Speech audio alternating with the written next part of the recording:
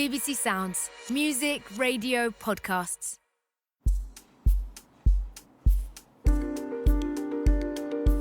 I'm Dr. Lucy Maddox, and A Year to Change Your Mind shares my practical advice from years of offering therapy as a clinical psychologist.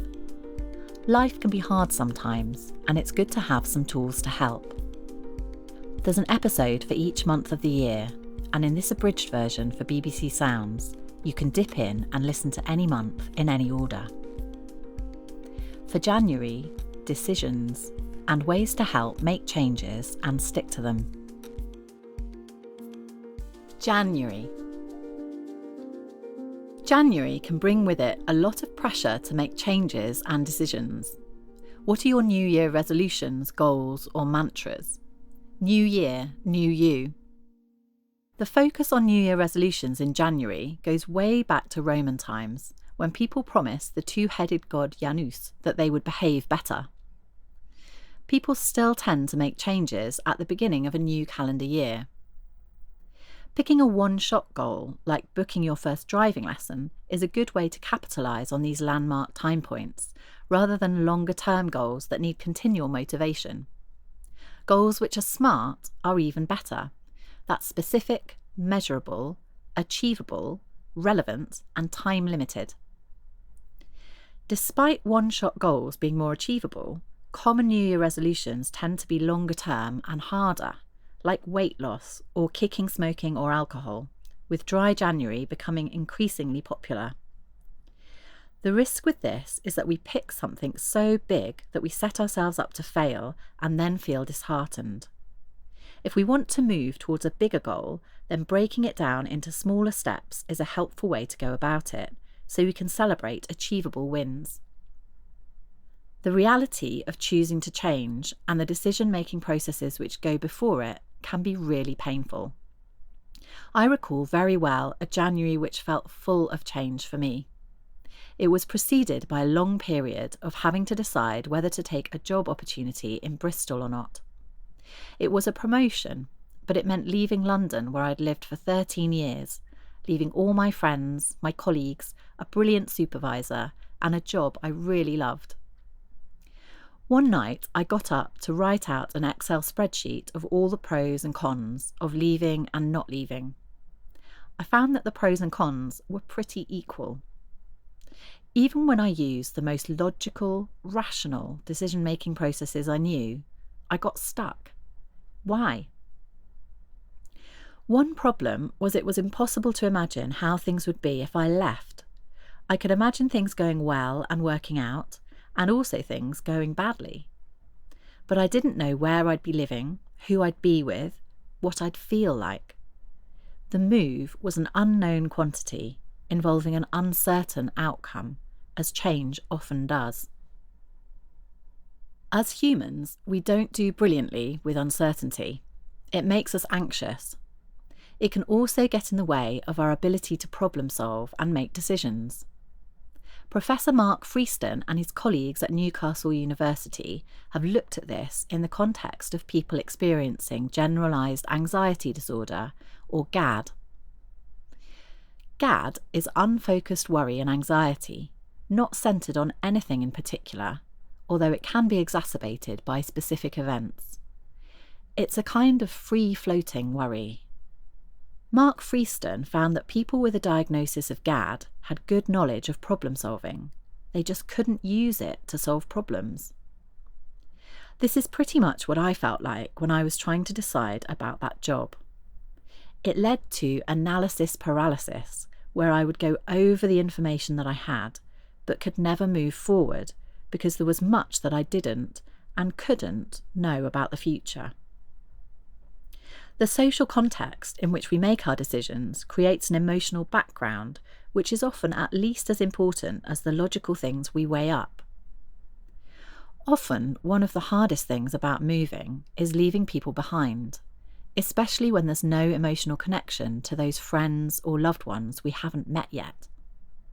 It's also worth remembering that decisions can be tiring. Decision fatigue is a real thing. That's why our willpower is less at the end of the day. One study found that parole judges tend to be more likely to let prisoners have a reduced sentence earlier in the day or immediately after they'd had a snack. Energy is needed to help our brains make decisions. A few strategies can help with sticking to changes once we've made a decision. Booking a bunch of exercise classes at once or putting your running gear out the night before might be a useful prompt. Anything that makes the behaviour more likely to become an automatic habit. Some of our decision-making processes are unconscious. Daniel Kahneman from Princeton University has spent a long time researching decision-making.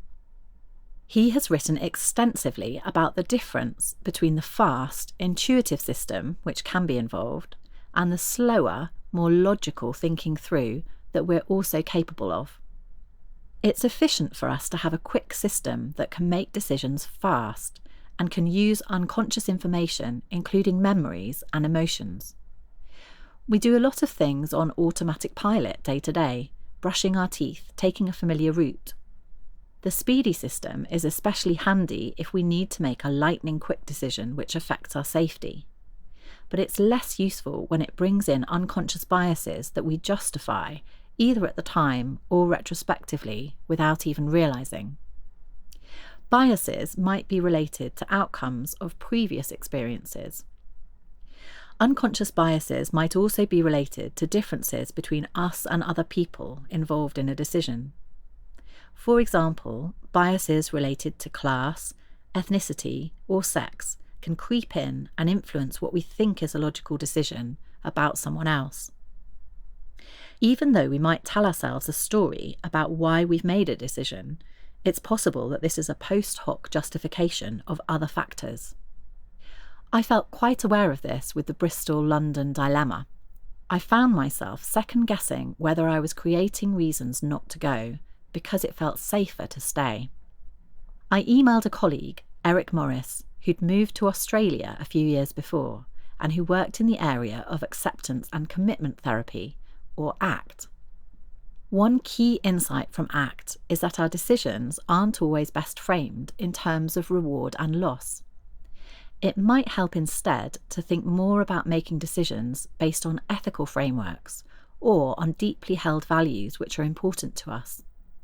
Eric told me about how he'd made his decision to move based on core values that included wanting to prioritise his family relationships by working in an environment where the lifestyle meant he could spend time with his children.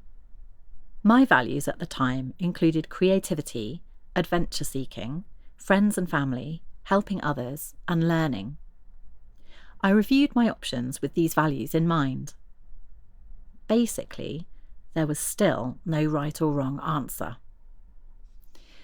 Once we accept there is no right or wrong decision, we might also be able to see a decision point as less deterministic. We can decide and then change our mind again if it's not right. How we think about a decision once it's been made can also be important in allowing us to move on from it. Ed Watkins from the University of Exeter has spent a lot of time investigating repetitive thinking styles, which involve thinking the same thing over and over again. Two types of repetitive thinking which can happen after a decision has been made are rumination and counterfactual thinking. Rumination gets its name from the way that cows digest grass. We can chew over and over what we've done or not done. Counterfactual thinking is imagining what might have happened in an alternative version of the past. If only I'd done that. We tend towards counterfactual thinking when we're not feeling happy or when something difficult happens.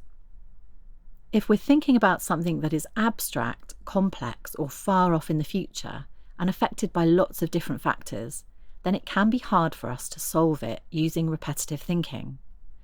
And we might be better off thinking at a more concrete level about what to do in the immediate future. So worrying about what to do with the rest of my life is too big a subject to be helpfully tackled by overthinking. Instead, it might be useful to work out what the next course of action might be. The research also suggests that repetitive thinking with negative content is less helpful, so it might be useful to consciously try to balance this out with more positive thoughts. I deliberately tried to imagine what would happen if things worked out well, instead of only focusing on my worst case scenarios. I did take the new job and move to Bristol. I moved in January when it was tipping it down with rain. To say yes to a new adventure in Bristol, I had to say no to my comfortable life in London. Sometimes it's helpful to acknowledge the loss that comes with any decision. But alongside the losses that accompany decisions and change, there is often much to gain. In my case, a more peaceful pace of living, full of many experiences and joys and connections that I would never have known without moving. And if I had stayed, there would have been other opportunities which I won't ever know about. Making peace with the loss of an unknown future is in some ways as tricky as making peace with more nameable losses. But if you can trust that you are exactly where you're meant to be, it often comes true with that belief. And at least in choosing, you're doing something, rather than making the decision to procrastinate. It can be tempting to think about decisions and change as a one-step process, as a thing we do and then it's done. But in reality, we are choosing to stick to a change at multiple points in time.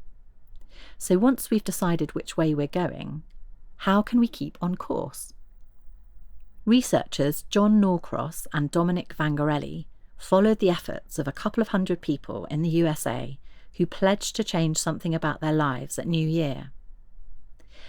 They followed them up over a 2-year period after these people volunteered in response to a regional TV broadcast. Researchers called the participants up at intervals up until 2 years later. Over 3/4 had kept their resolution at the 1-week follow-up, but by 2 years this had reduced to about a fifth.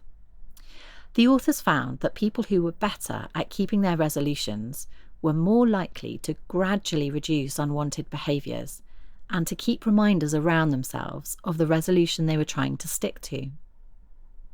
Giving oneself rewards for making changes was also associated with sticking to resolutions. Being in environments which conflicted with the resolution, such as trying to give up smoking but spending time with other smokers, unsurprisingly made it harder to make a change.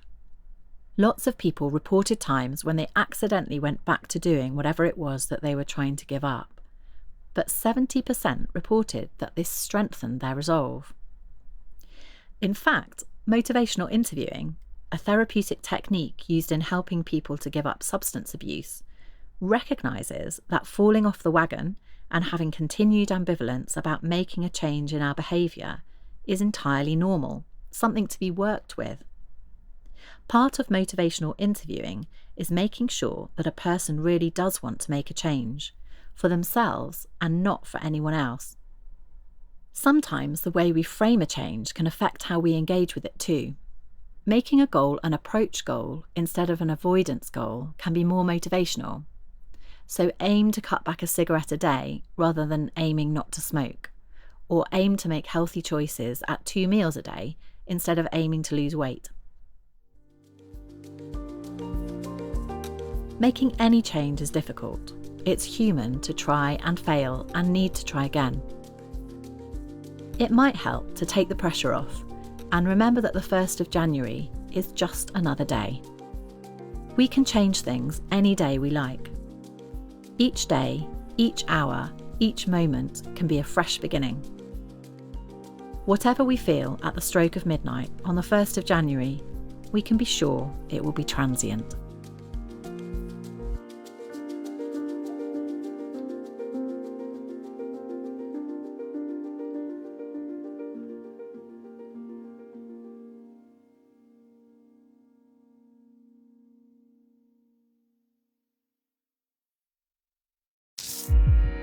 BBC Sounds. Music, radio, podcasts. A Year to Change Your Mind, Episode 2, by me, Dr. Lucy Maddox. This month, how to get going when we're feeling stuck.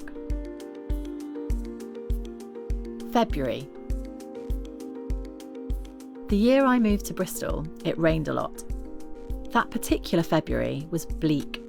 I had to drag myself up in the dark, usually rainy mornings and take 2 buses up to the mental health ward for teenagers where I was working. January and February in the UK are not only wet, they're also dark, and it's easy to feel stagnant at this time of year. Feeling a bit stuck and blue in a cold and difficult month is not the same as feeling depressed, which is a whole step change of difference. The experience of severe depression is bleak and hopeless.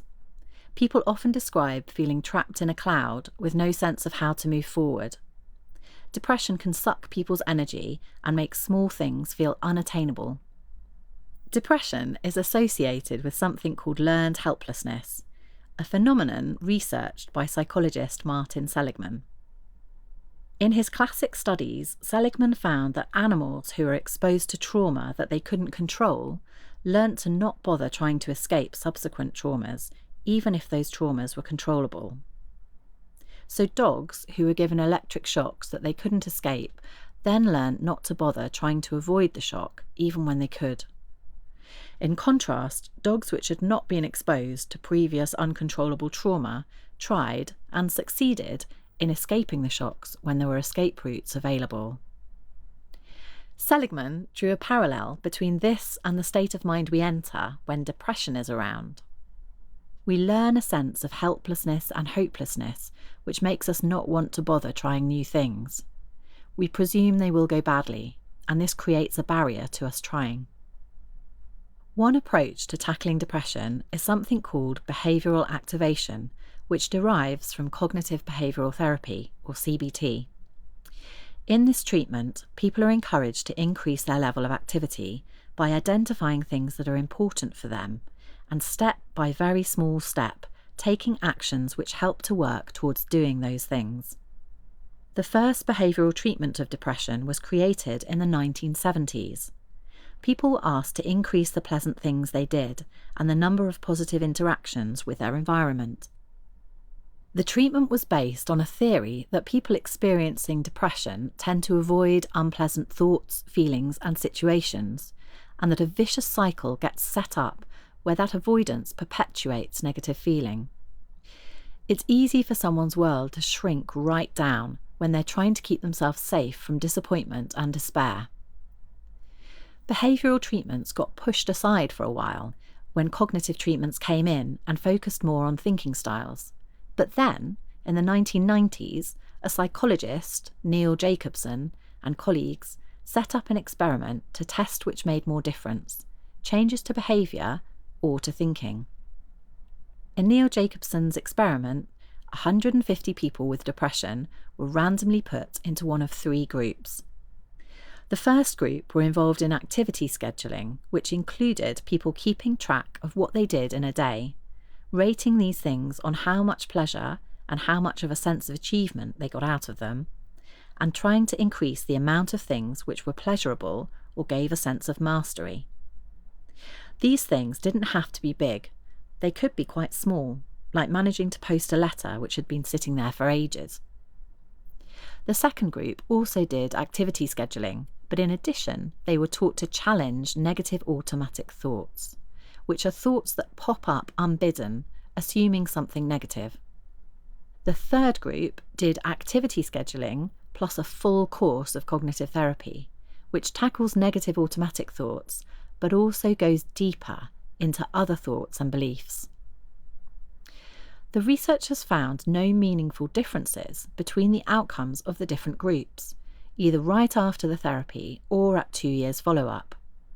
People's scores of depression, as rated by the questionnaires they used, were similar across the different treatment conditions that had been offered. They concluded that the behavioural changes were the most important thing, since the addition of thought challenges and full cognitive therapy didn't improve the outcome. This is only one study, and I'm highlighting it to show how powerful behavioural changes can be. Making changes to our behaviour to influence our mood is one of the basic building blocks of CBT for depression. Let's think about Maya, who's completed her undergraduate degree and is living in a flat share with students from her course. Maya's friends are out having fun most evenings, but she feels unable to do the same. She feels anxious in social gatherings, and she feels low in the mornings, unable to get up and out of the flat.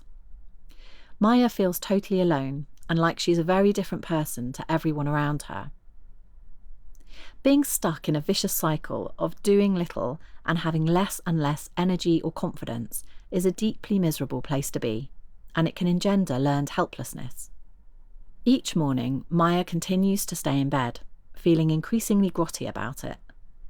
The more she spends her days in bed, the harder it is to get to sleep at night, until she's in a vicious cycle of sleeplessness, low mood, and anxiety. Maya is already having a go at herself for staying in bed. Someone telling her to get up is not going to help. But trying to find some way into what might help her to try new things, however small, might be a more fruitful way in. Maya cares passionately about living a thoughtful and creative life. She also cares about relationships, being someone who treats others with honesty and respect. In addition, Maya loves being in nature. Her flat has a garden, and one thing she thinks about with her therapist is how to use that to help her to get out of bed in the mornings. Her initial aim is getting up and opening her window so she can stick her head outside and see the garden. This progresses to going downstairs to have a cup of tea in the garden 1 or 2 days a week. Just as vicious cycles can make us spiral downwards in mood, so virtuous cycles can start the process of a lift in mood. Once Maya manages this first step, she feels slightly brighter. There is a slight stirring of pleasure from being outside, hearing the birds. It's enough, once she's done this a couple of times in a week, to make her feel like it might be worth bothering to have a shower. In turn, having a shower makes her feel much more like herself. Starting small and trying to savour activities and appreciate herself for doing them is the first bit of coming out of the slump. Part of therapy can be about helping people to identify and work towards goals which will help them to feel less bleak. Part of it can also be helping people to spot pleasurable moments. Something I often ask people to do is to use a notebook to keep track each day of one thing they enjoy and one thing they feel proud of.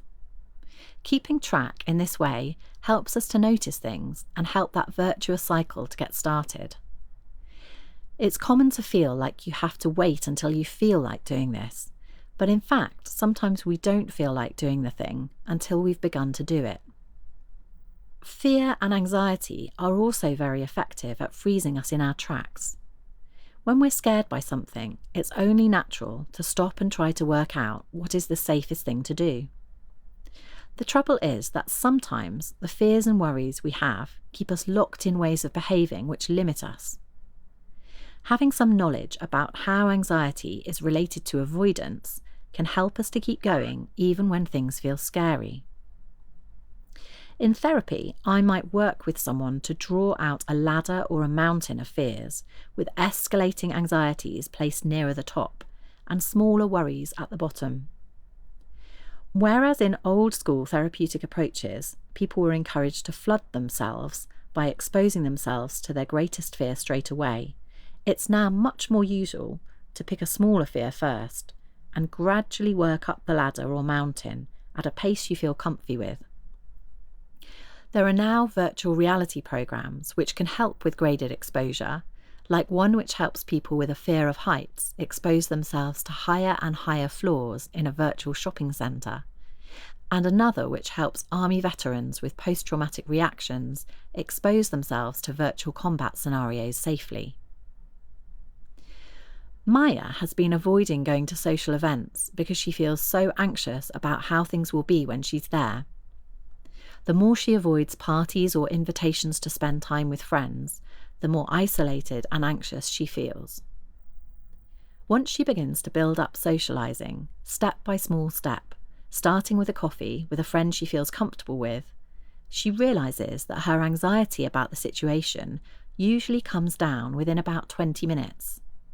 She recognises the feeling of fear, but she's able to go to a party anyway, and she notices that the more she goes to gatherings, the better she feels about them. Realising that what we do can change how we feel is a powerful tool to have in our repertoire. It means we can do something in order to feel like we want to do it.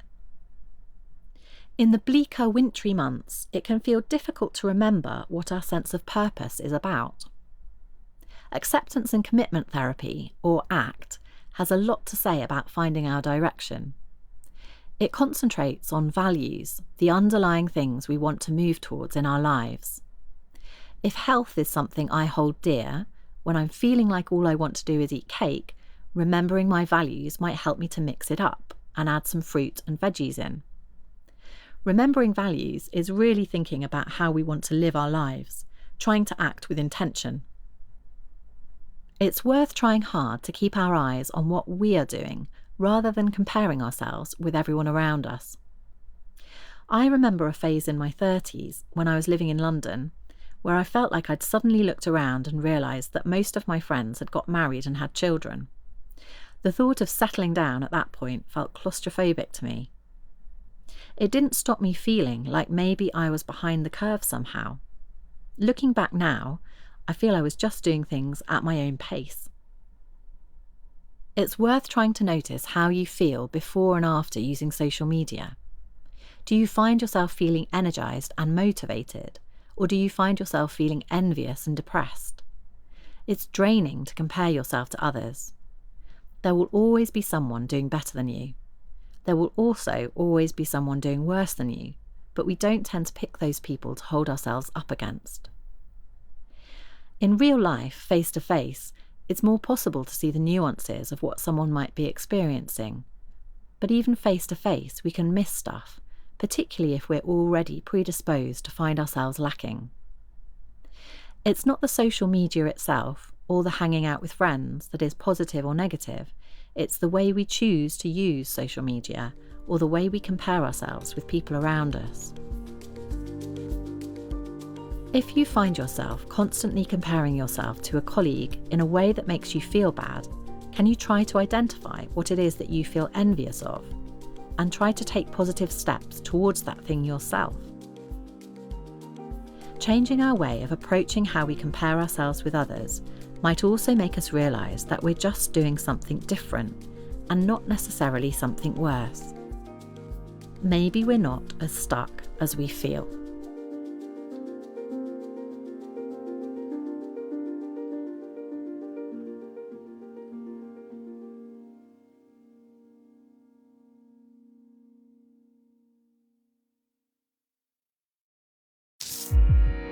BBC Sounds, music, radio, podcasts.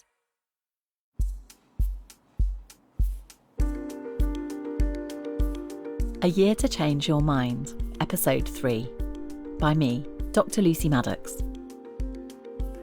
This month, how our environment can affect our health. March. There's a lot of talk in spring about cleaning, Marie Kondoing our living spaces, and generally decluttering. The idea of a beautifully organised space where everything has its place and everything has a reason for being there is calming.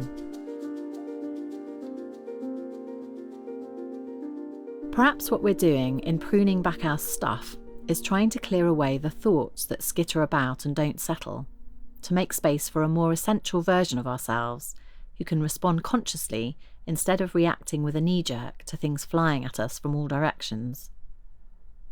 It's hard to declutter though.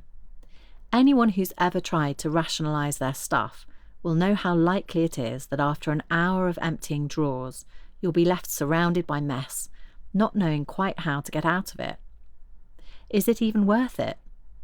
What do we really know about how the environments we spend our time in can influence our health and well-being?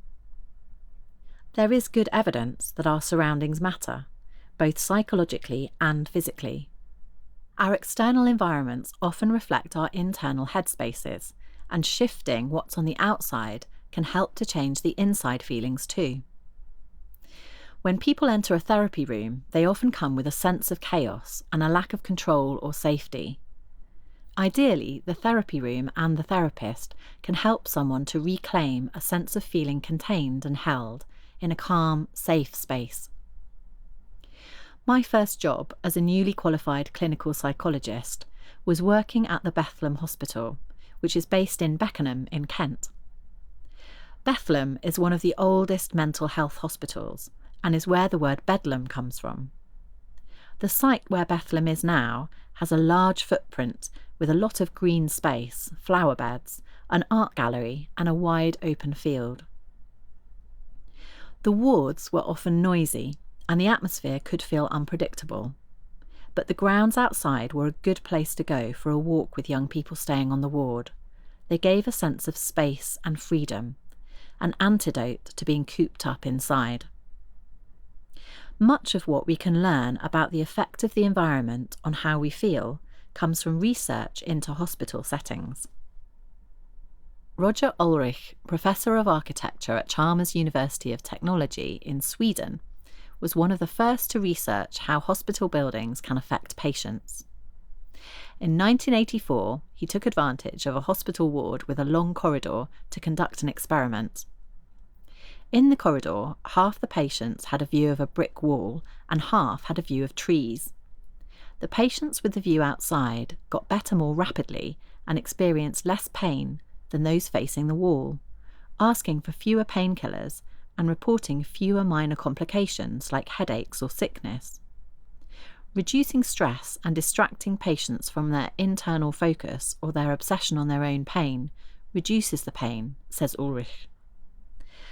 There are some studies suggesting that our brain activity changes in response to a natural environment, with nature having a restorative effect. Natural environments and pleasant sensory experiences trigger low-frequency rhythms in our frontal lobes, which are associated with lower stress and higher relaxation. Studies that measure our brain's electrical activity and blood flow show this again and again.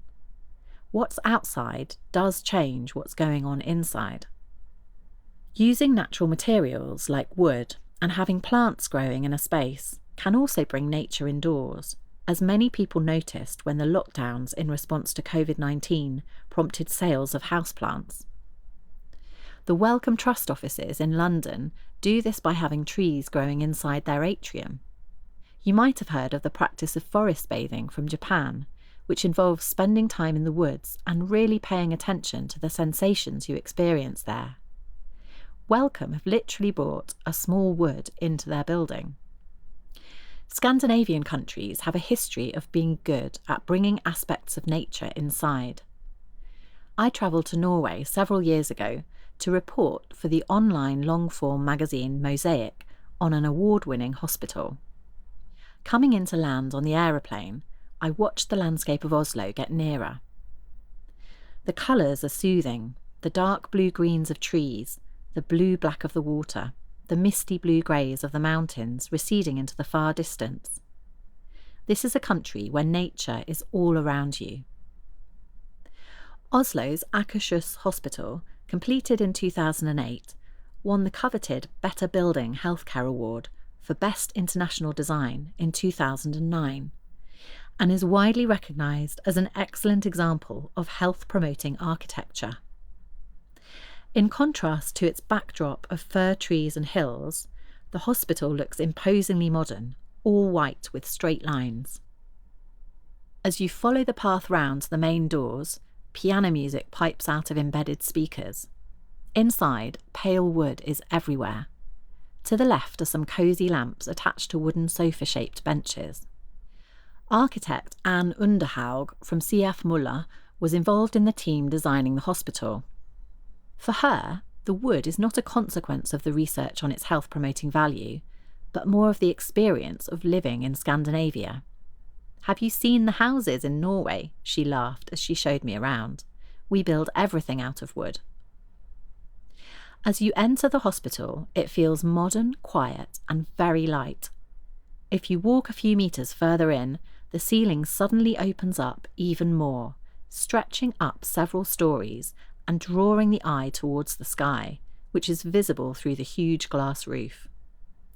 Bridge-like open corridors traverse the atrium, connecting one side of the hospital to the other. Daylight means a lot in Scandinavia because half the year you don't have very much, explains Underhaug. Regulations are very strict on daylight in Scandinavia. Here the operating theatres have windows in as well. Everything, says Underhaug. Even the X-ray rooms and CT rooms, MRI rooms, all of them have daylight. People need to look out, they need the daylight. You don't need a book on evidence-based design to know that. In the southwest of England, in the picturesque Georgian city of Bath, the Royal United Hospital has a very modern intensive care unit for babies, or NICU. Laura got to know this unit well in the summer that she gave birth to twins 5 weeks early. Her baby girls were looked after in the Dyson Centre for Neonatal Care. Laura arrived there after a caesarean section, having lost more blood than expected. She remembers being wheeled through the double doors of the centre for the first time.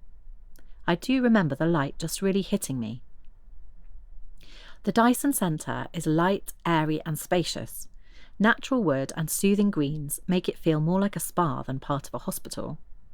You're greeted by a wooden reception desk, and to the left, French windows open onto a zen-like pebble garden.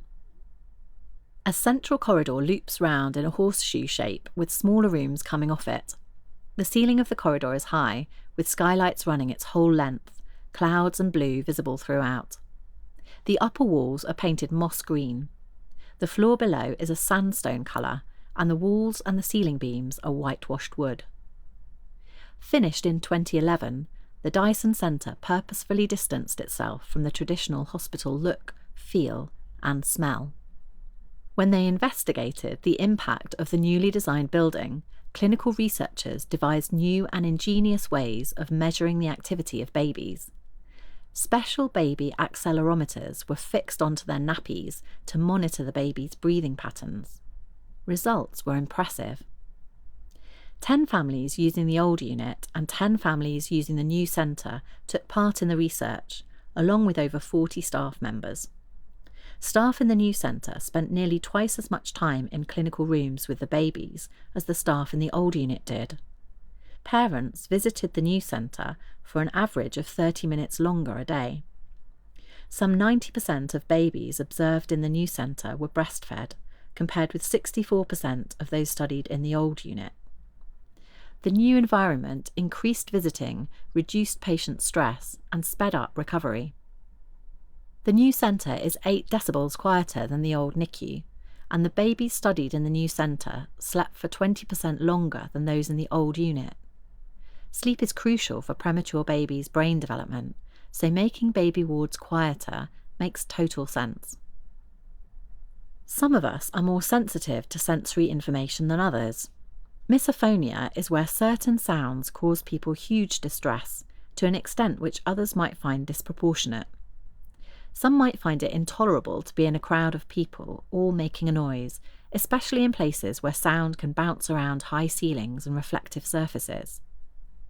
We're still finding out why some people are more sensitive to noise and other sensory stimulation than others. One indicator of autism spectrum condition is increased sensory sensitivity across any of the senses. For example, finding labels in clothes unbearable, finding loud noises distressing, and finding strong smells unpleasant. Sensory processing sensitivity is a separate diagnosis. Being extra sensitive in this way has been linked to being more introvert, but this might be because sensory stimulation tends to come along with other people. I think we can all show introvert and extrovert traits. Perhaps more practically helpful is considering how to manage different levels of sensory sensitivity. If you find background noise very distracting, but you share a workspace with someone who loves to have the radio on 24/7, that's going to be stressful. It feels intuitively right that low noise, natural light, and natural views are good for us. But to understand why, we need to know more about the biology of our bodies. There are 3 main systems in the body that are involved in maintaining health: the nervous system, the hormone or endocrine system, and the immune system. These are in a triangle of communication, each interacting with the others. A healing environment is one which has a calming effect on the central nervous system.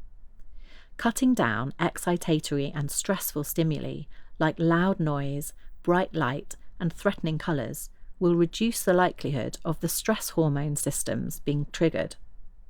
Cortisol, adrenaline, and noradrenaline, or epinephrine, activate organs and tissues, including our lungs, heart, and skeletal muscles, getting us ready to either fight or flee from the immediate threat. At the same time, these stress hormones suppress other systems in the body, such as sex hormones, growth hormones, thyroid hormones, and also the immune system. Whenever we're stressed out, our immune system is being compromised. People whose everyday jobs keep piling on the pressure are especially vulnerable to chronic stress.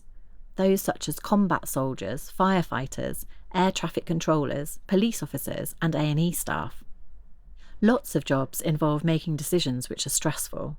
Hospital staff working in acute settings, or people making decisions about large sums of money on the trading floor, all have to be alert enough to make quick decisions based on the information available.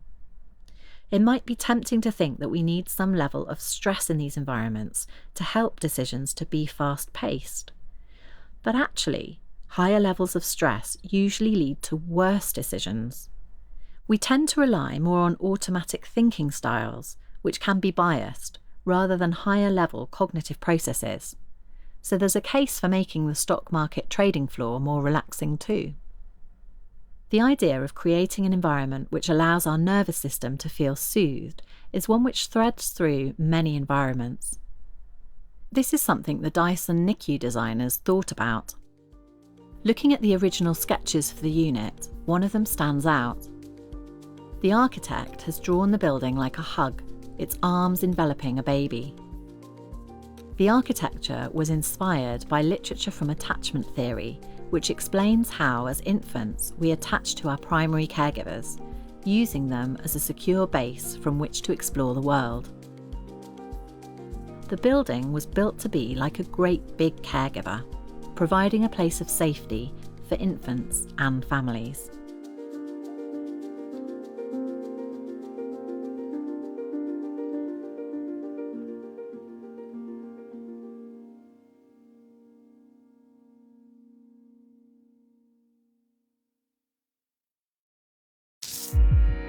BBC Sounds. Music, radio, podcasts.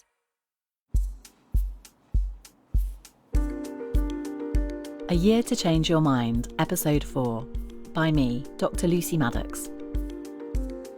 This month, how we can stop having a go at ourselves and encourage ourselves to bloom. April.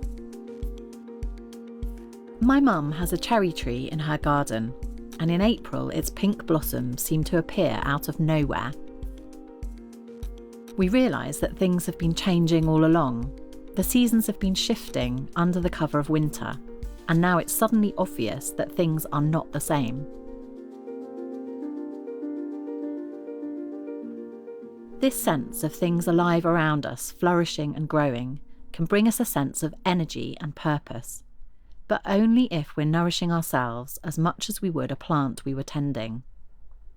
Some of how we nourish ourselves might be the basics: sleep, eating well, doing exercise.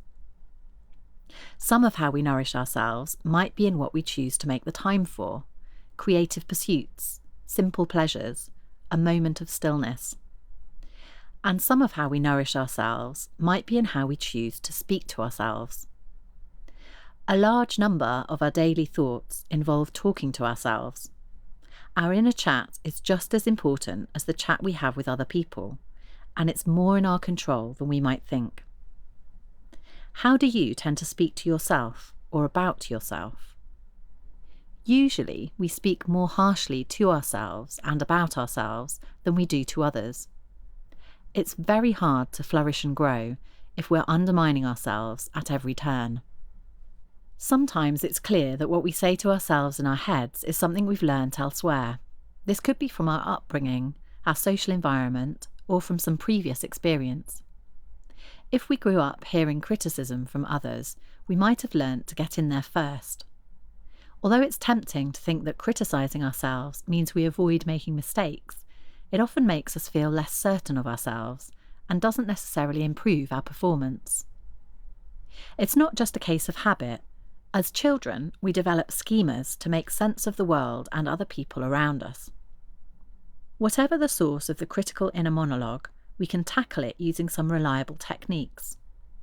CBT suggests that actively seeking to change our thoughts can result in changes in our emotional landscape and physical well-being. Some of what CBT involves is catching thoughts that crop up and trying to evaluate them dispassionately rather than taking them at face value. For example, consider Libby. She has a recurring thought that people won't like me if they really get to know me, a belief which hobbles her efforts to get close to others. Taking a moment to really evaluate the evidence for this might give rise to a mix of different possibilities. There might be an example of a romantic relationship ending after some time, and Libby might have attributed this to her letting her guard down. However, really looking at evidence for the other side as well, Libby concedes that she has had other relationships in which she's been herself, which haven't ended, with her friends, with her sister, and another romance which she chose to end, not them.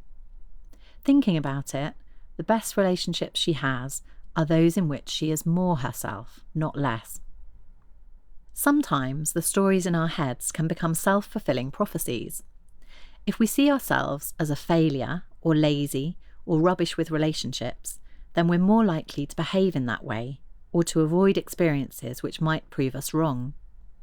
We're also likely to disregard evidence to the contrary, so we have to actively work at looking for evidence for the other point of view. If our inner voice is beating ourselves up about how we've just handled a situation, we're less likely to seek out more opportunities to handle something similar. If, in relationships, like Libby, the way we make sense of a breakup is to blame ourselves and tell ourselves we're rubbish at going out with people, then we'll approach the next relationship in a less sure way. With jobs too, if we tell ourselves that we left a job because we couldn't do it, we're more likely to suffer from low confidence. If instead we can see it as not a good fit for us, or if we're able to spot the things we did do well, then we're more likely to be able to step into the next job with a sense of competence. Being able to clock a perspective or way of talking to ourselves which could be potentially unhelpful and untrue is a big first step to sorting it out. Then we can check if the evidence supports it, consider whether alternative points of view might be available, and work hard on strengthening those new thoughts. Jumping to conclusions is a style of thinking which is sometimes targeted in talking therapies for psychosis. Psychosis is an umbrella term for a loss of contact with reality and can encompass hearing voices, seeing things that other people can't see, and experiencing delusional ideas about the world, including paranoia. Jumping to conclusions is associated with belief in delusional ideas. When a strongly held belief is interfering with how someone lives their life, it can be debilitating to relationships and to opportunities that are available. We all jump to conclusions about things every day, but if those conclusions are wildly different from the way that other people are experiencing the world, it can put us at odds with them. Let's think about Toby. He experiences a sense of paranoia. He feels sure that others are out to get him, and in particular, he thinks the TV often has messages in it that are targeted directly at him.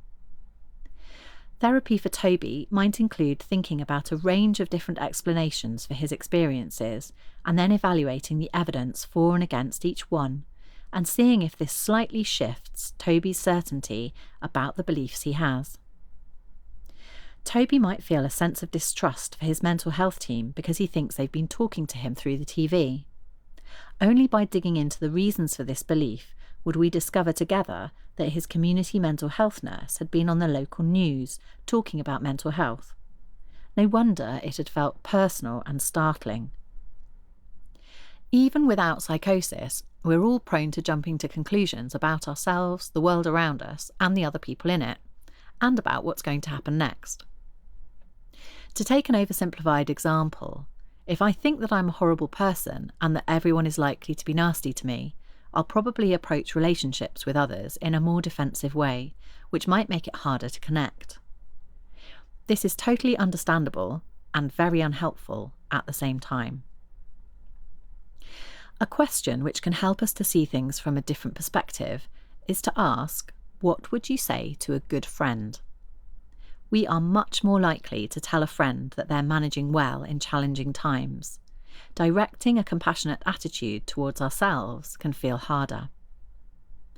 One researcher who spent most of her career investigating self-compassion is Kristin Neff. She characterises self-compassion using 3 main elements.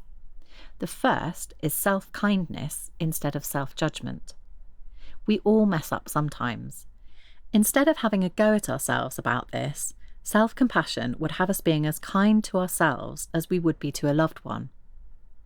If we can hold ourselves with the same kindness, we can help to take the added layer of being nasty to ourselves away from the difficult situation of being disappointed in ourselves anyway. The second element is a sense of common humanity instead of isolation. Self-compassion recognises that we all mess up sometimes, and we all suffer sometimes. When we feel pain and sadness, it's easy to feel like we're the only one in the world feeling this bad. Common humanity is the recognition that suffering and inadequacy is part of the human condition. Kristin Neff's third element of self-compassion is mindfulness instead of over-identification.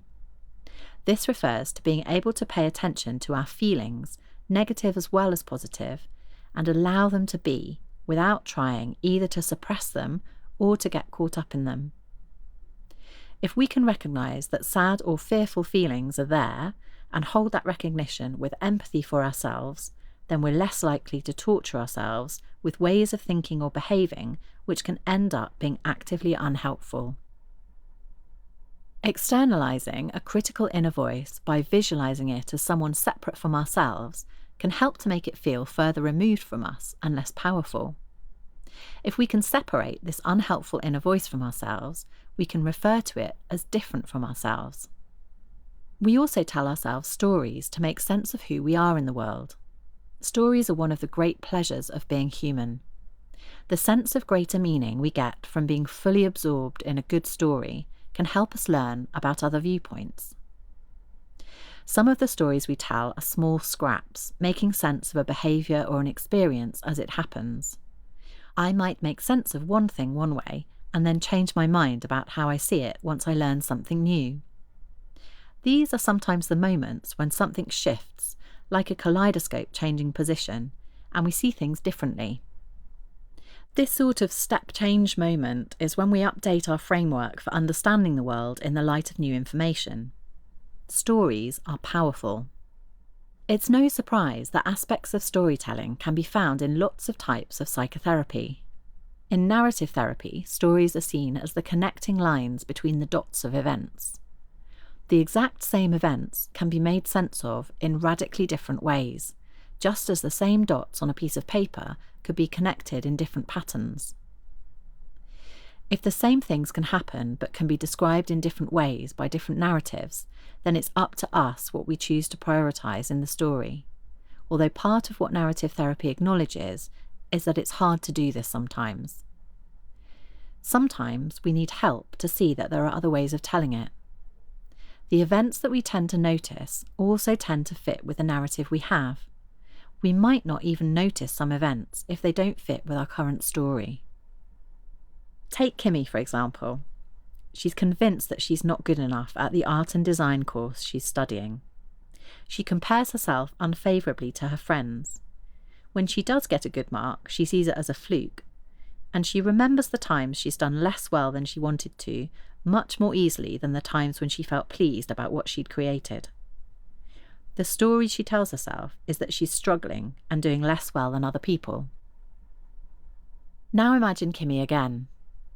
This time she has a slightly different story.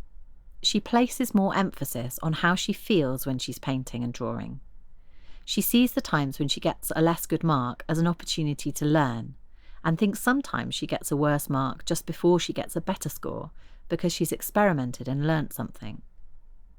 She remembers too that the thing she didn't do as well on was a piece of work she did in the middle of having flu, and she allows herself to recognise that this might have affected her mark. She thinks about how much she's enjoying the course and how she would like to carry on learning, and this makes her consider the option of further study. The same things have happened, but the dots have been joined up in a different way. We have more control over our inner narrative than we think we do. Coaxing yours into even a 1% more nourishing voice than it is now is meaningful. It's worth spending some time with this. The rewards can be big.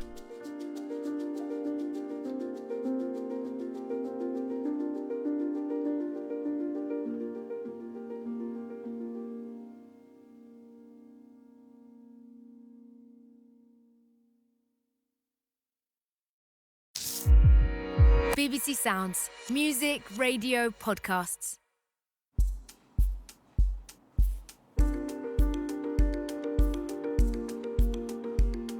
A Year to Change Your Mind, Episode 5, by me, Dr. Lucy Maddox.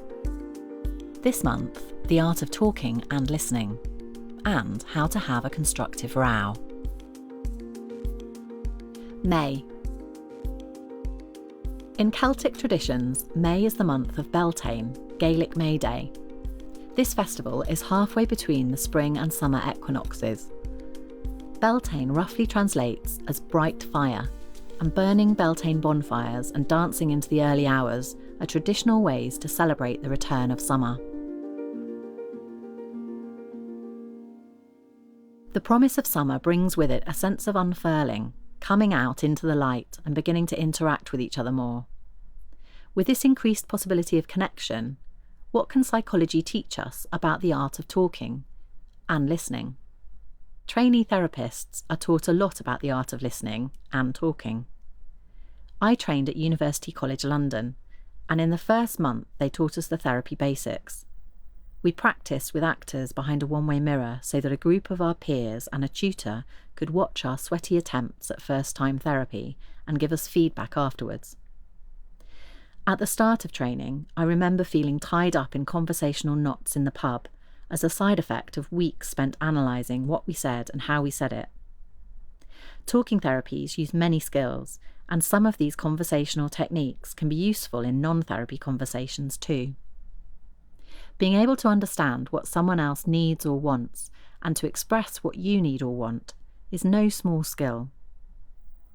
Connecting, feeling like we're all in this together, is what it's all about.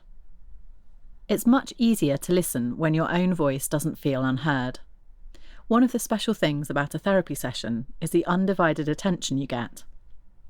Your therapist won't be scrolling through their phone while they chat to you. Being fully present in the moment and really giving someone else your attention is a powerful signal to them that they matter to you. The sorts of questions that we ask someone can have a big effect on how they answer us. Are you all right is a closed question. It's answered by a binary yes or no. How are you feeling today is an open question. It invites more of a response and makes it more likely that we'll discover something. Tell me about how you are is perhaps even more of an invitation, as it steps away from the usual conversational pattern that we all get into. How are you? Fine. And you? Fine. When someone asks how we are in day-to-day life, we often read it as a general, polite expression of care, rather than a genuine question about how we're doing. Asking questions is also important in itself. If no one asks anything, it's easy to assume they're just not interested, as anyone who's been on a date with someone who's forgotten to ask questions will tell you. I think there's something about dating in particular where the pressure and expectation can add to the stiltedness of conversation, as if you're both interviewing for a job which you're not even sure you want. Another technique that's used a lot in therapy is called active listening. This involves summarising back what someone has said in their own words to help them feel really heard. At first, this can make you feel like a bit of a parrot, but it's a surprisingly powerful tool. As Carl Rogers and Richard Farson, early proponents of active listening, wrote, "When people are listened to sensitively, they tend to listen to themselves with more care and to make clear exactly what they're feeling and thinking." Active listening also stops you from firing off your own ideas about solutions too quickly, or jumping into offering your perspective on something before you've made sure you've heard the other person properly. Sometimes in therapy sessions, I might be trying to rein a conversation in. Sometimes, especially if people are anxious and repeating the same unhelpful thing over and over, it can feel important to interrupt. With only about an hour for a therapy session, I want it to be a useful hour that someone comes away from feeling like it's been worthwhile. Repeating back what someone has said not only helps me to check I've understood it correctly, but also can help to get my voice in, and then move from hearing what someone has said to building on it and offering new ideas. Sometimes therapy sessions involve thinking about the way that the person coming for therapy is talking with other people. In particular, being assertive in conversations is something that can often crop up. Being assertive, as opposed to aggressive or passive, is useful to learn. Learning to express ourselves clearly, to calmly repeat what we need others to hear, and to take the risk of not being liked for it, can help us to get our needs met while being fair, both to ourselves and the other person. Assertiveness training goes back a long way, and was particularly popular in the 1970s and 1980s, but is still used today as part of some types of therapy. Assertive behaviour is any action that reflects someone's own best interest, but without trampling on the interests of others. Joseph Volpe and Arnold Lazarus studied assertiveness in the early 1960s and came up with 4 main components: the ability to openly communicate about our own desires and needs, to talk about our positive and negative feelings, to say no, and to establish contact and begin, maintain and end conversations. Assertiveness is not only about what we say, but also about how we say it. If I think I'm being assertive by saying how I feel about something, but do it in such a quiet and questioning tone of voice that it sounds like I'm unsure, and if I do it with a very protective body posture, arms wrapped around me and shoulders hunched, then I'm much more likely to be perceived as unlikely to stand my ground. Sometimes expressing our own wants and needs can be hard because of other experiences we've had where we've been unheard or shut down. The risk associated with continually squashing down what we want or need is that if we do it enough, we can sometimes end up not even knowing what it is that we would like because we can't tune into it. Assertiveness training often encourages us to own our feelings and opinions more, to use I statements such as I feel worried or I feel unsure, and to clearly state what we want. Thank you, but I don't want to come to that party this weekend. We can use empathic assertion and acknowledge the other person's situation first. I know you're really busy at the moment, but I feel sad when we have to keep rearranging our meetup. What is a good row? We might have different ideas about this depending on the templates we have from other experiences of conflict. I used to be very conflict averse. I'd do a lot to avoid having an argument, even if it meant squashing down my own needs to some extent. With time, I've come to see that in some senses conflict can be productive. Part of that feeling has probably come from working in wards. Mental health ward teams for teenagers involve many different professionals. Everyone has their own different type of training in how to help. On the wards I worked on, there was a regular ward round meeting that allowed everyone to discuss how things were going for each young person. People didn't always agree on what the best next step was, but ward rounds didn't involve screaming rows. They involved robust discussion sometimes, but all within a framework of everyone wanting the best for the young person who's being discussed. They involved joint problem solving. Closer to home, conflict is also sometimes necessary. How do people close to us know that something they've done or said has had a negative effect on us? If we're lucky, they might notice or guess, but it's hard to be a mind reader. It's more likely that we might need to say, and this can risk conflict. In effective conflict management, everyone is active in trying to problem solve, and everyone takes turns to listen and to speak. Sometimes different people will have different styles of conflict management, and this might result in a pattern such as demand-withdraw, where one person is trying to talk about the problem and the other person withdraws. This can often lead to one person feeling frustrated and another feeling attacked. Let's think about Meg and her teenage son, Ben. Meg wants to know what's going on with Ben, what he's been doing. Ben increasingly wants the independence that is usual for a teenager to crave. In response to Meg's escalating questions about what he's been doing, Ben shuts down further and further, offering little but monosyllabic replies. Meg feels like she's constantly nagging at Ben to let her into his life, and Ben is constantly feeling like he has to take himself away in order to get some space. The two often end up having a row where Meg is saying the same things repeatedly and Ben is saying nothing but then storms off. Ben is going to see a therapist, and in one session his mum joins. Talking things through together with the therapist, the two can agree on what the pattern of their relationship is. By seeing it as something they can talk about as separate to themselves, they're also able to come up with some ideas for what might help. Meg offers to ask fewer questions, especially when Ben has just come in the door, and Ben offers to try to let Meg know a little bit more about what's going on for him. Being able to identify specific examples of what's bothering you is also much more helpful than a vague, "you always make me feel bad." Remembering that conflict can be positive if it's handled sensitively instead of aggressively can help too. Conflict can result in creative solutions. Assertiveness can also help us to manage criticism and compliments. Being able to properly hear criticism and respond to it calmly and not defensively is useful, as is being able to accept a compliment without doing ourselves down. Another lesson from conversations in therapy is that of leaving space. When I was training, I remember finding it excruciating to leave a pause before asking another question. It's so important to leave that bit of space though, as more often than not, someone will continue with an answer that they didn't even know that they were thinking. In today's world of multiple social media platforms, we're spoilt for choice for different ways to communicate. There's no rule to say that one form of communication is better. What we lose in body language and the micro-expressions of face-to-face contact, we can maybe make up for in the frankness that can come from a written conversation. Talking when we're walking or sitting side by side in a car can embolden us to say more than we might if we were sitting opposite each other, eyes locked. An exercise that often gets used in couples therapy encourages people in romantic partnerships to really sit and listen to the other one before they go on to say what they want to say themselves.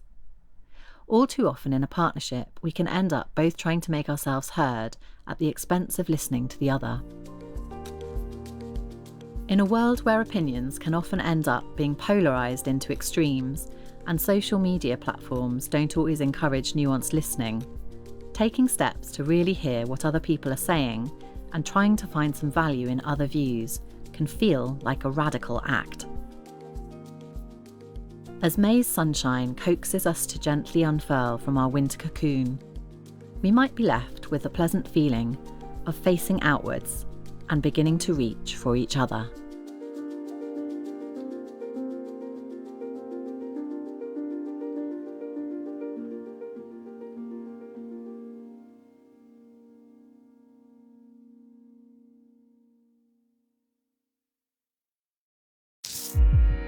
BBC Sounds, music, radio, podcasts.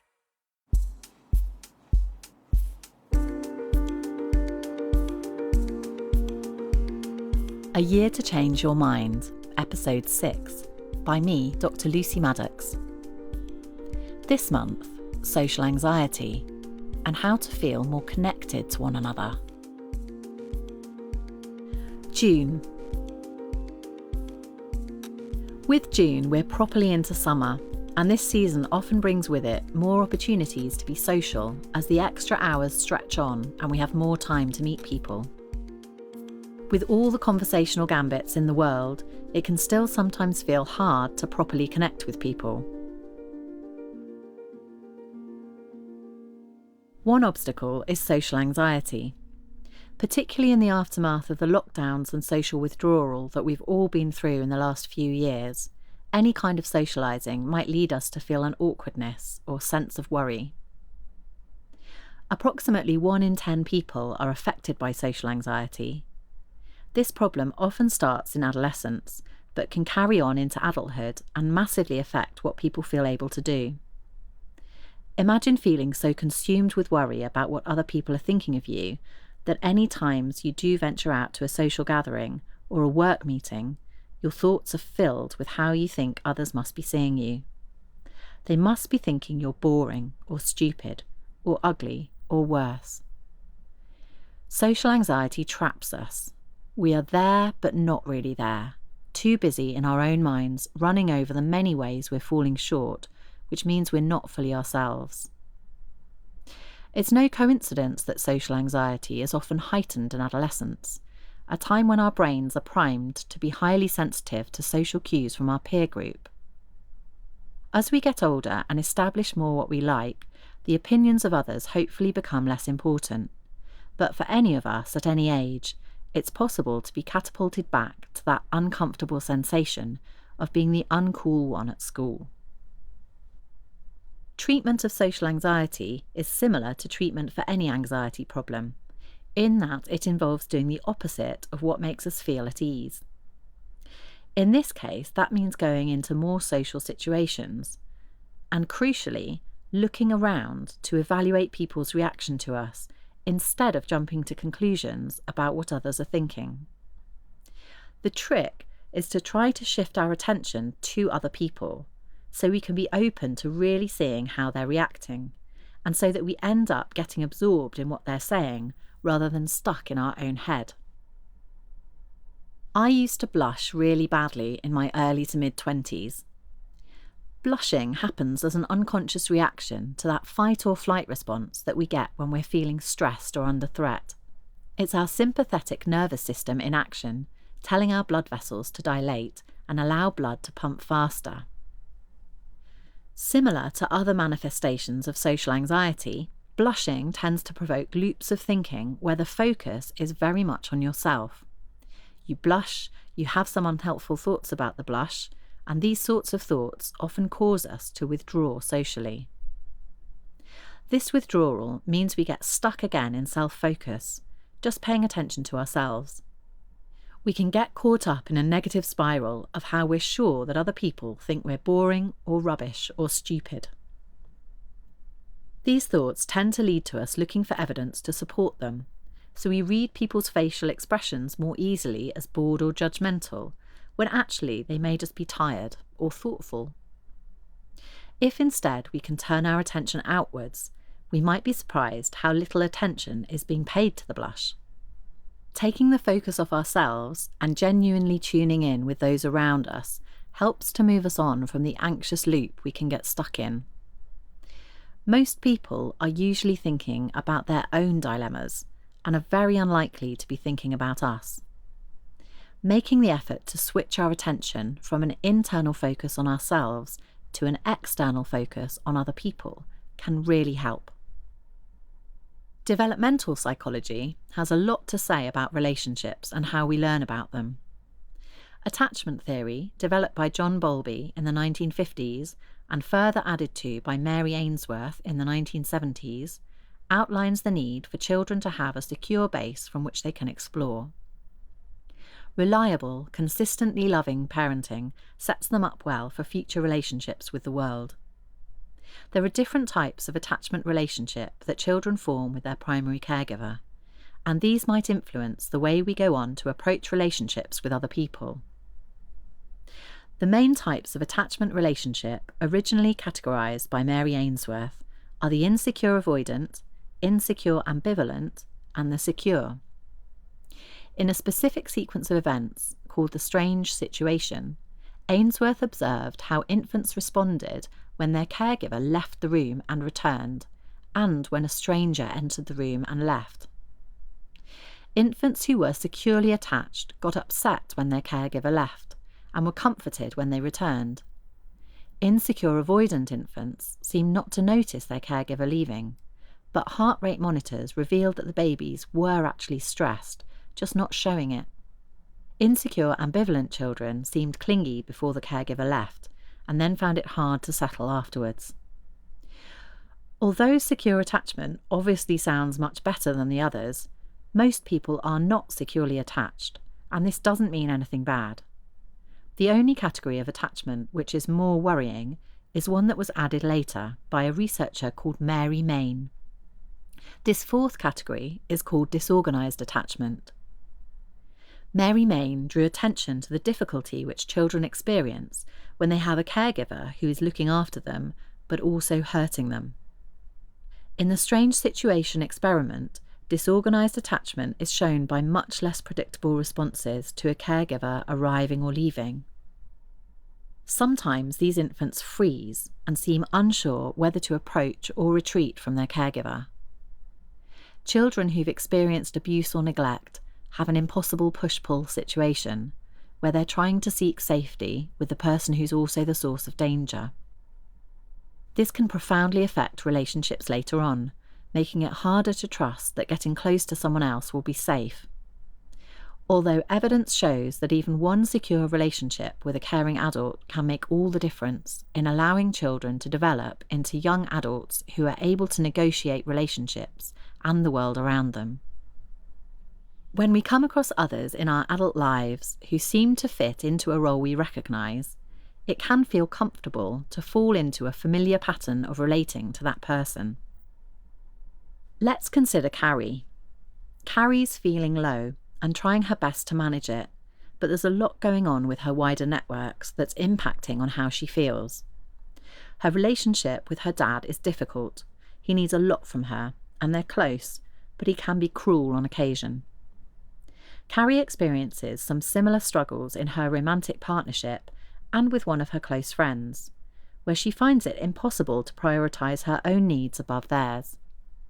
Carrie holds herself to extremely high standards and berates herself for being a selfish person when she doesn't meet the needs of everyone around her. It's incredibly hard to start doing things differently when you have a long pattern of behaving in a certain way with other people. For all that it can feel horrible to be in a position where you feel put upon, taking the step to work out what you need and tell someone else about it can feel exhausting and scary. Checking out what we've said or done with a trusted other can help us to work out if our feelings are reasonable and proportionate, or if they may be amplified. Whether this person is a close friend or a therapist, some way of getting a degree of extra perspective can be helpful. Carrie took steps to experiment with new ways of being, little by little, and it gradually got easier. Saying no, nicely but firmly, to prioritising others over herself at all times meant she gradually had a taste of knowing what she wanted and getting it. I think familiar patterns repeating in romantic relationships are why people joke about going for a man like your dad or a woman like your mum. Freudian theory aside, it's not surprising, is it, that we would recognise and find comfort in people who remind us in some way of our first caregivers. Friendships can feel just as intense as romantic relationships, and sometimes the same sorts of familiar patterns can get enacted with friends as with lovers. Friendships are so important to our sense of who we are. If we're lucky, they're some of the most long-lasting relationships of our lives, outliving the more volatile romances. The relationship we have with a therapist can be a useful place to practice doing things differently. In psychological therapy sessions, it's almost inevitable that I will misunderstand or get something wrong at some point. This idea that we all get things wrong in conversations and relationships cuts across several schools of therapy. The concept of rupture and repair in therapy relationships gives space to the importance of being able to mess up and then work to overcome that mess. Being able to do this in therapy means you're able to practice this for the real world too, and it's so incredibly valuable to be able to tell someone when they've hurt your feelings or misunderstood. In a type of therapy called mentalization-based treatment, or MBT, this is made very explicit, with the therapist expecting to get things wrong and asking the client to tell them when they do.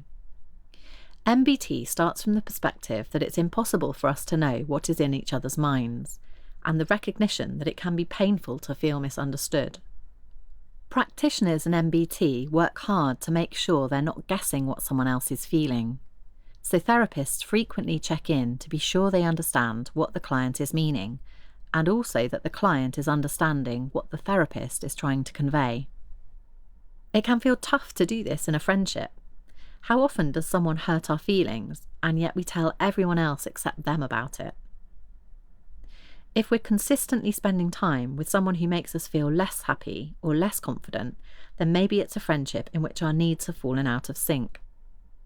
Friendships can cycle through periods of greater or less intensity. We might fall out of step for a while. It doesn't mean the friendship's necessarily lost. In these times, I think it can help to have the idea of holding the relationship lightly. Perhaps it's like the tide, drawing away and coming back at its own pace. Sometimes it might not come back with the same intensity as before. It's painful, of course, to be on the reverse end of that. If you get the sense that a friend you're holding dear is finding the relationship less fulfilling. Sometimes someone might have their own reason for withdrawing from a relationship, and there's not always anything we can do about that, except to try to be grateful for the relationship that was. In the light and heat of the summer months, I wonder if the promise of a new party and a new person we might meet there is also the promise of the opportunity to be a fresh version of ourselves, sparklier, more interesting, more charming. With all relationships, we are the common factor, and we will always end up face to face with ourselves at some point within them. Ideally, we'll be able to balance being able to hold some attention on the outside world, on what people are really saying or doing, so that we don't overthink things in our own head, and also to have some attention on looking after ourselves in all ways. By balancing the energy we put both into friendships with others and our relationship with ourselves, we hopefully can feel a good connection with both.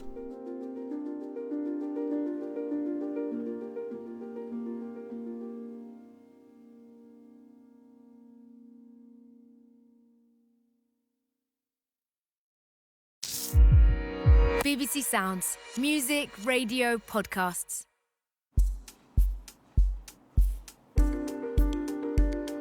A Year to Change Your Mind, Episode 7, by me, Dr. Lucy Maddox. This month, how to help manage uncertainty and existential dread. July.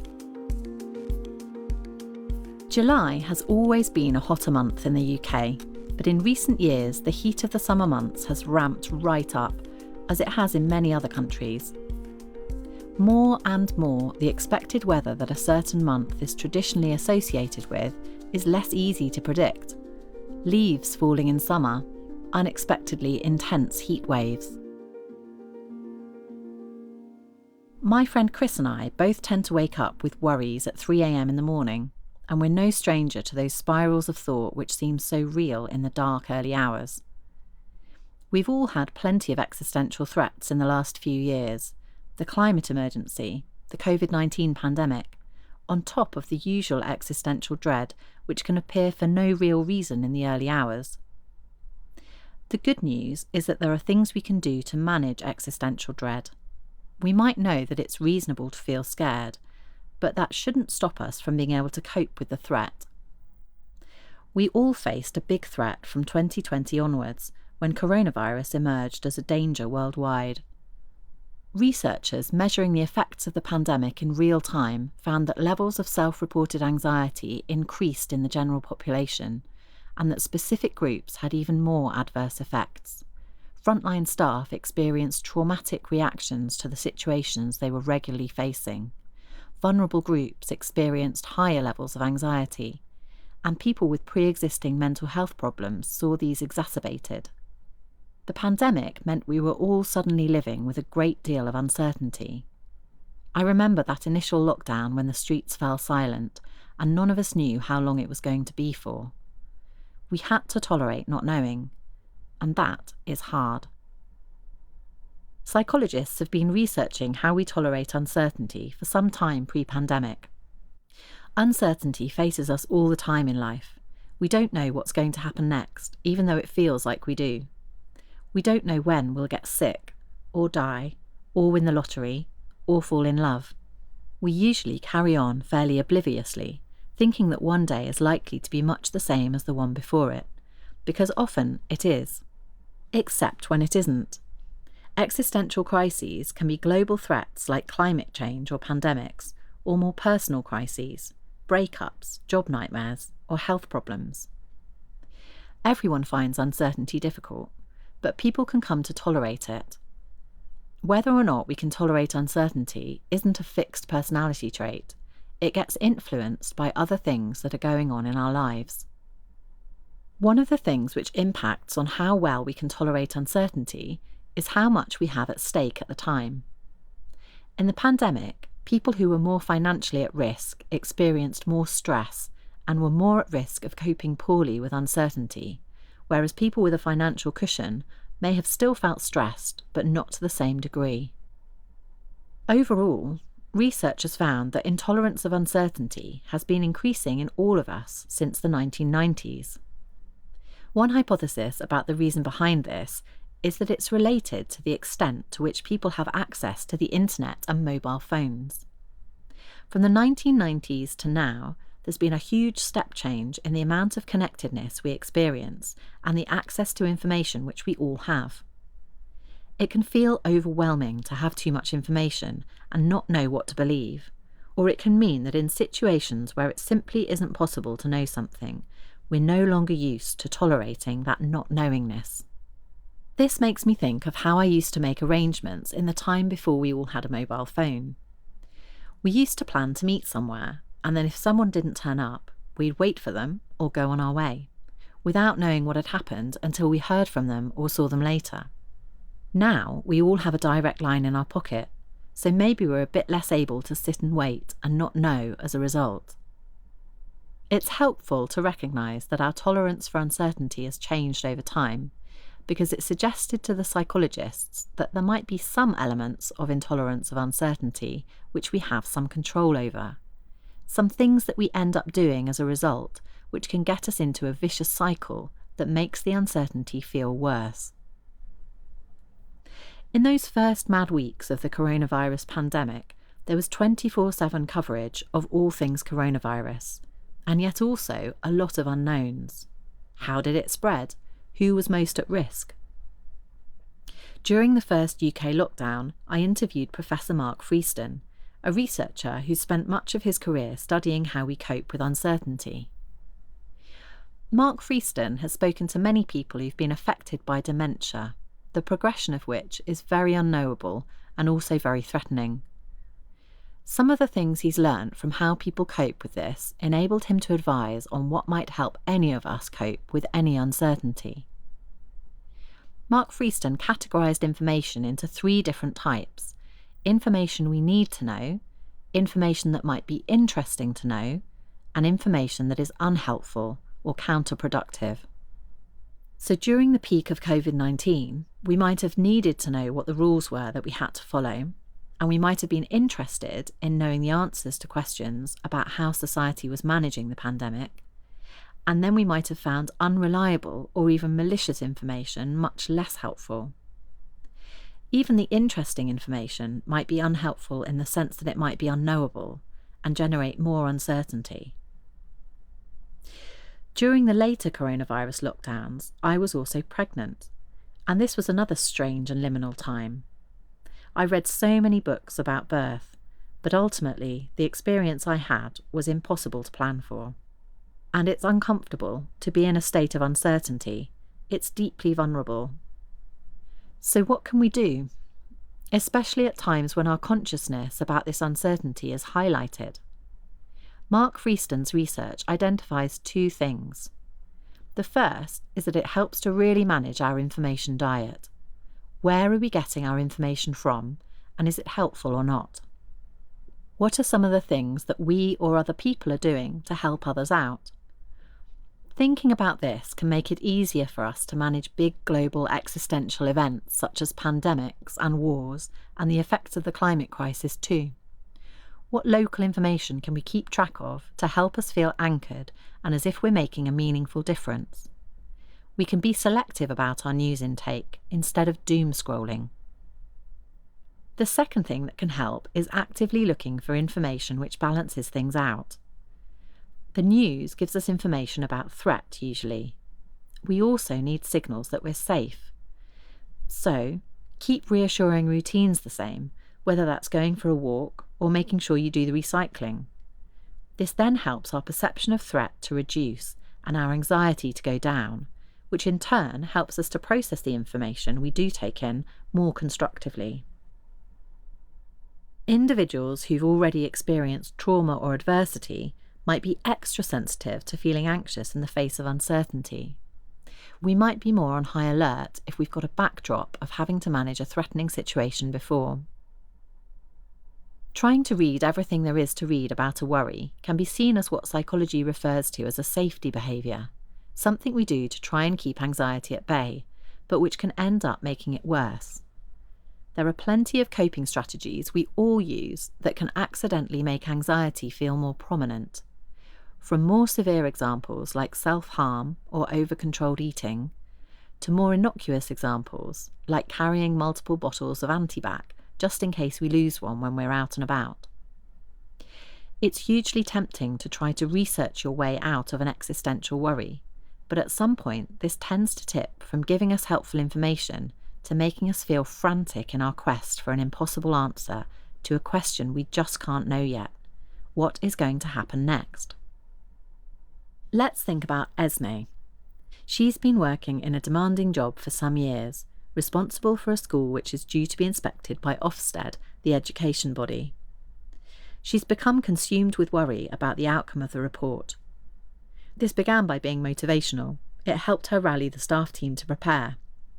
But Esme has no control over when the visit will be, or over several components of the inspection. She finds herself working out who the inspectors are likely to speak to, what time of day they're likely to come.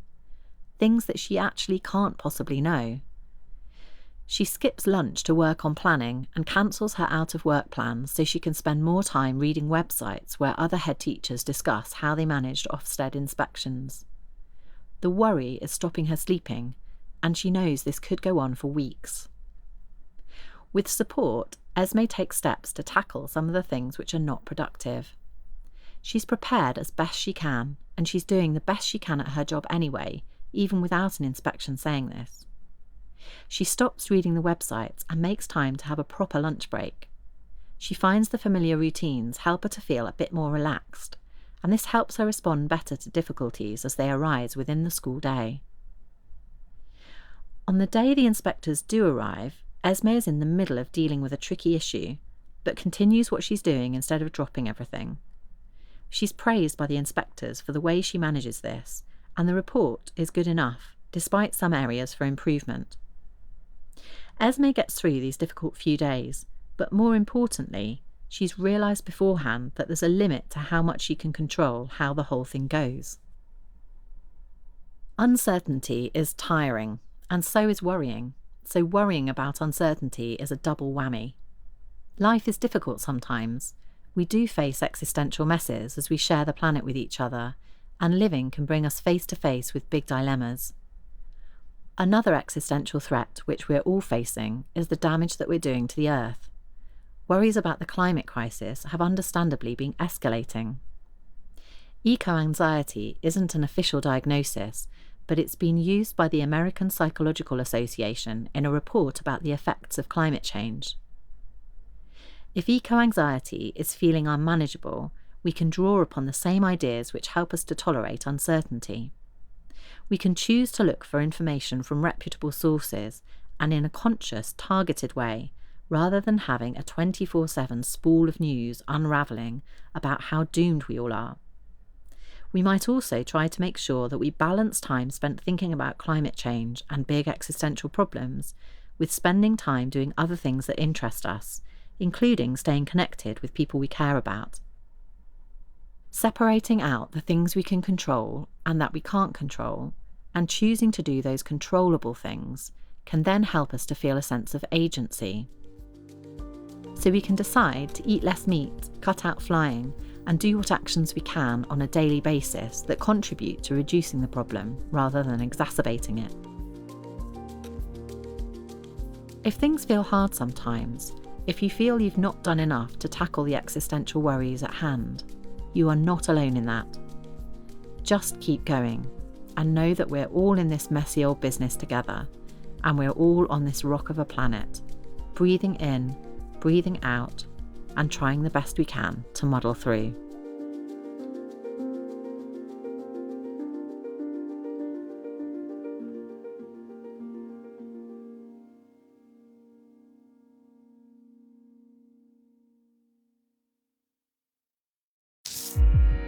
BBC Sounds. Music, radio, podcasts.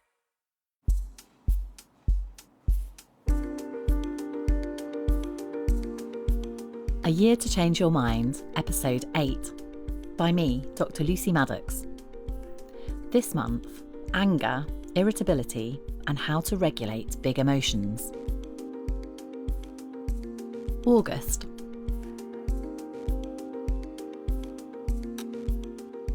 August in the UK is one of the hottest months, and a summer heatwave can feel like too much of a good thing. Anger also feels hot. It's not chance that we talk about needing to cool down after a row or to take the heat out of a situation. It turns out these heat-based metaphors fit well with the research on anger and hot weather. Hotter climates are associated with increased levels of anger and aggression. A whole range of studies have looked at the association, and when researcher Craig Anderson reviewed these in 1989, he found impressive correlations between heat and peaks in violent crimes. Craig Anderson's analysis found that hotter regions of the world, hotter years, hotter quarters of years, hotter seasons, months, and even days all correlate with relatively more aggressive behaviours, including murder, assault, riot, and domestic violence. So if we're more likely to be feeling a bit irritable at this time of year, perhaps it's worth us spending some time with anger. When young people I've worked with are referred for anger management, it's usually because an adult in their lives is finding their anger a problem, rather than the young person themselves. Should we always try to be squashing anger, though? Anger can be energising. Rage at how things shouldn't be can get us motivated to change a situation, as long as we can channel that anger constructively. Anger can be hard to harness in this way, though, especially for anyone in a minority position who's challenging the status quo. Nonetheless, anger can be a helpful signpost. There's usually a reason for it. Sometimes that's an injustice, sometimes it's a situation which is untenable or an unreasonable demand. Sometimes it's actually a cover for another emotion, like sadness or worry. In the intense environment of inpatient mental health wards where I've worked, angry outbursts can happen quite suddenly. On occasions when I've been involved in trying to help a young person and a staff team make sense of what has brought about a flashpoint of aggression or violence, there has always been a reason for it. Sometimes it's to do with frustration or a sense of injustice, but very often it's been to do with a sense of threat. The young person who ends up threatening the people around them has first of all felt under threat themselves. I've felt threatened myself on very rare occasions. I remember a young person slamming themselves against a door I was on the other side of and shouting into my face through the glass window in the door, leaving me feeling frightened to go into work the next day. Talking things through afterwards with the young person involved, it was clear that this was a very effective communication of how they were feeling at the time. Unsafe, out of control, at a loss of what to do, scared, vulnerable, and yes, angry too, at a system that felt unhelpful, or perhaps even harmful. Finding a way to recognise what we feel and how we're reacting to it sounds obvious, but can be really powerful. Let's think of John, a young man who feels a lot of understandable anger towards his family, who struggled to meet his needs for emotional closeness and support. John's family don't engage in conversations when he tries to highlight what he needs. Left alone with his emotions and unmet needs, his thoughts quickly become self-critical and spiral, attacking himself for how he feels, how he behaves, how unlovable he must be for people to keep ignoring him. To manage the feelings that these thoughts bring up, he uses a range of coping strategies, from starting rows about small things and shouting at other people close to him, to more obviously self-destructive behaviours like punching walls or getting into fights.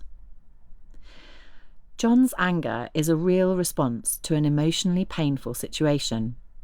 The therapeutic work John can do is not to squash or deny that he's angry, but to recognise other emotions that are also lurking, like deep sadness and fear of being alone, and then to spot unhelpful patterns that he's using to manage those feelings. Rouse and self-harm felt helpful in the past as a way of letting off steam, but he begins to recognise that he feels stuck in a pattern that leads to people around him being pushed further away, and to him feeling even more alone. In time, using individual therapy, John begins doing things differently. Not always, but more often than not. He pauses more before shouting and works on learning some ways of soothing himself so that things don't go so fast from 0 to 100. He doesn't stop feeling angry, but he understands it more, acknowledges it more, and increasingly knows how to work with it. Learning how best to grapple with anger can pay dividends, and several types of therapy have some interesting takes on this. One school of thought which handles anger wisely is dialectical behaviour therapy. DBT was created to help with the extreme ups and downs in mood which come with chronic exposure to trauma, but the approach has been tested for other problems too, including difficulties with anger. A dialectic is a deep-rooted contradiction, and at the therapy's heart is the idea that both acceptance and change are necessary, even though they feel in opposition. It's important to accept who we are now and how things have been, as well as striving for positive change. I think of a dialectic as an impossible dilemma, such as, it's impossible for me to stop self-harming, and I need to stop self-harming. In relation to anger, this means it's useful to accept that we're feeling angry, possibly for several good reasons, at the same time as trying to do something more constructive with the emotion. DBT teaches a range of skills based on 4 key areas: emotional regulation, distress tolerance, mindfulness, and interpersonal effectiveness. Emotion regulation coaches people to appreciate all emotions as having value of some kind that can be harnessed, and it tries to help people recognise and name the emotion instead of squashing it, and to ride the wave of a big feeling rather than react impulsively. One exercise that DBT suggests harnesses the principle of opposite action. Whatever we're tempted to do, we should do the opposite. So if we're furious and we want to shout, we could instead make the effort to speak really softly and carefully. Although doing the exact opposite isn't always appropriate, the basic principle of this is strong. Making your partner or friend a cup of tea when you're feeling really hacked off instead of having a go might open up new possibilities for dialogue. Another emotion regulation idea which borrows a lot from more traditional cognitive therapy is the idea of checking the facts. We might feel like everything is totally unfair and we've been unjustly treated by everyone, but what are the objective facts? Principles of distress tolerance include the practices of radical acceptance and self-soothing. Even if something awful has happened, we work to accept that reality rather than causing ourselves more pain by constantly pushing it away. It doesn't mean we have to forgive people who've caused massive pain or accept the situation, but we can think something shouldn't have happened and at the same time acknowledge that it did. Self-soothing is another practice from distress tolerance and involves using all our senses to try to calm ourselves down. Mindfulness is the act of staying in the present moment instead of getting caught up in thoughts about the past or the future. Done well, I think it's one of the most helpful therapeutic skills I use. The more I do it, the more time I have between feeling an emotion and acting on it. A brief pause before reacting, which means I can respond slightly more intentionally. The final DBT skill set is interpersonal effectiveness. This is about balancing one's own needs with the needs of others, but without trampling all over someone else to get what you want, or negating what you need altogether. Talking to others when we're angry is a huge challenge. DBT suggests using several techniques to try to slow things down, Keep calm and stay assertive rather than flipping into being aggressive. FAST stands for be fair, don't apologise unless it's warranted, stick to your values and be truthful. Having something to concentrate on as a guide to how we want to interact can be a helpful distraction if anger is building up, and can also help us to plan how we want to approach interactions. DBT is by no means the only therapeutic approach with something to say about anger. All types of therapy have something to add to the mix, but another which I've often used with people is acceptance and commitment therapy, ACT.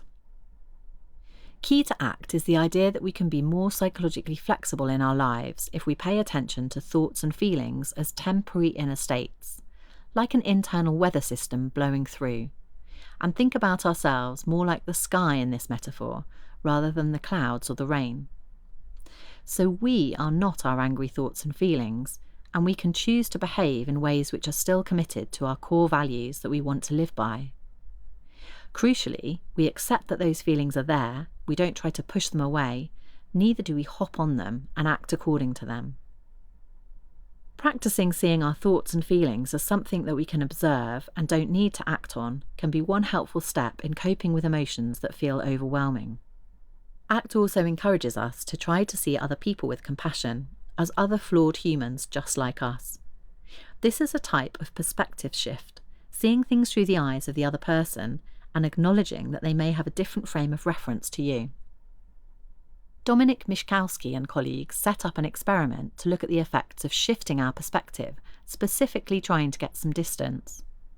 In a series of experiments with students which were designed to irritate them during various tasks, they tested the effect of getting participants to recall the irritation from the first-person perspective or from the perspective of a fly on the wall. Taking the perspective of the fly was associated with less angry rumination and less aggressive behaviour. The cliché of kicking the dog when we're upset with someone else, often ourselves, is a cliché for a reason. It's often easier to think about being annoyed with someone else than it is to acknowledge problems we might have with ourselves.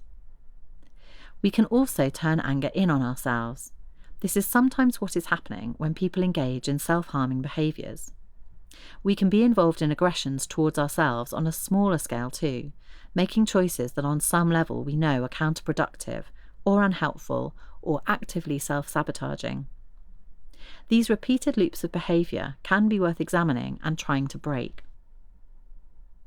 Trying to put a punctuation mark in after an angry interchange and not feeling like the episode has to spiral off into a whole day of being in a terrible mood is another thing that can work. Our bodies can sometimes help us do this. We can actually change our body's physiology by the way that we breathe. Breathing out for longer than we're breathing in can help to soothe us, activating our parasympathetic nervous system and making us feel calmer. So, while the heat of summer creates conditions which make us more likely to be irritable, taking the time to try to control how we use anger can give us a really helpful skill for all areas of our lives.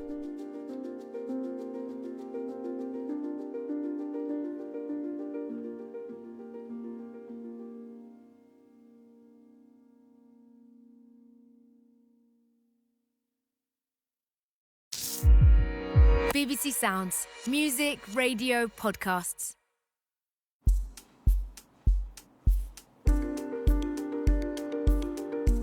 A Year to Change Your Mind, Episode 9, by me, Dr. Lucy Maddox.